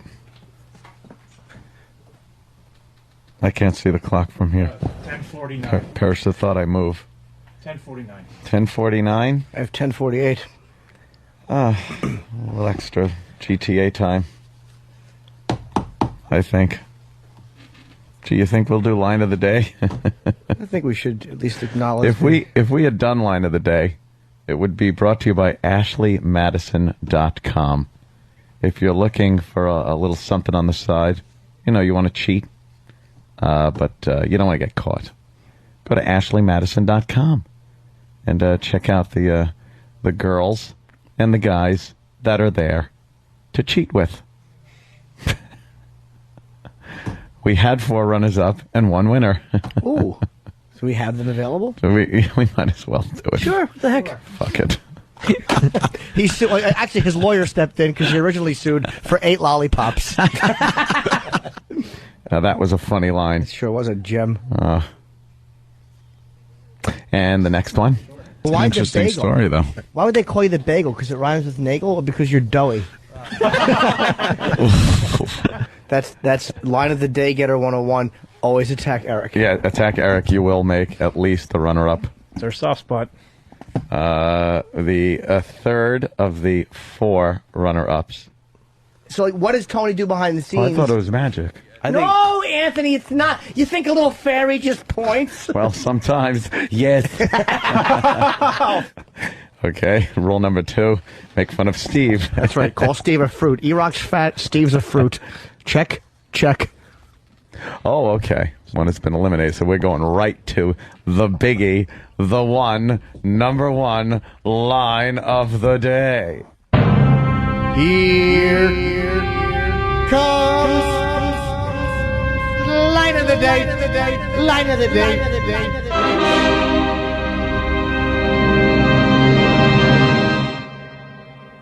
Hey, is there a special edition for Xbox 360 that costs a lot more money on Amazon? Eric's asking. Yes, there is. There's a special edition. That's what they were just asking. There's a special edition you can get for either Xbox or PS3 that comes with that lockbox and all the other materials that costs more money. Did he just say that? Oh, I'm sorry. Yeah, thanks for I apologize. paying attention, Jim. Six Flags. But then I asked again, and I wasn't even fucking with Laszlo. I was just an idiot. Yeah. It wasn't like you were fucking with him. No, yeah. And then he said, "Do you want me to say it a third time?" Yeah. Then he got. Oh yeah. Sorry, Les. He nailed you. He certainly did. It was hurtful. Boy, Danny sure brought the whole show down. I know. He put his attitude on everybody. He sure did. Nasty fucking... Wearing the Elephant Man's hat. Really bugs me. Fucking newsies.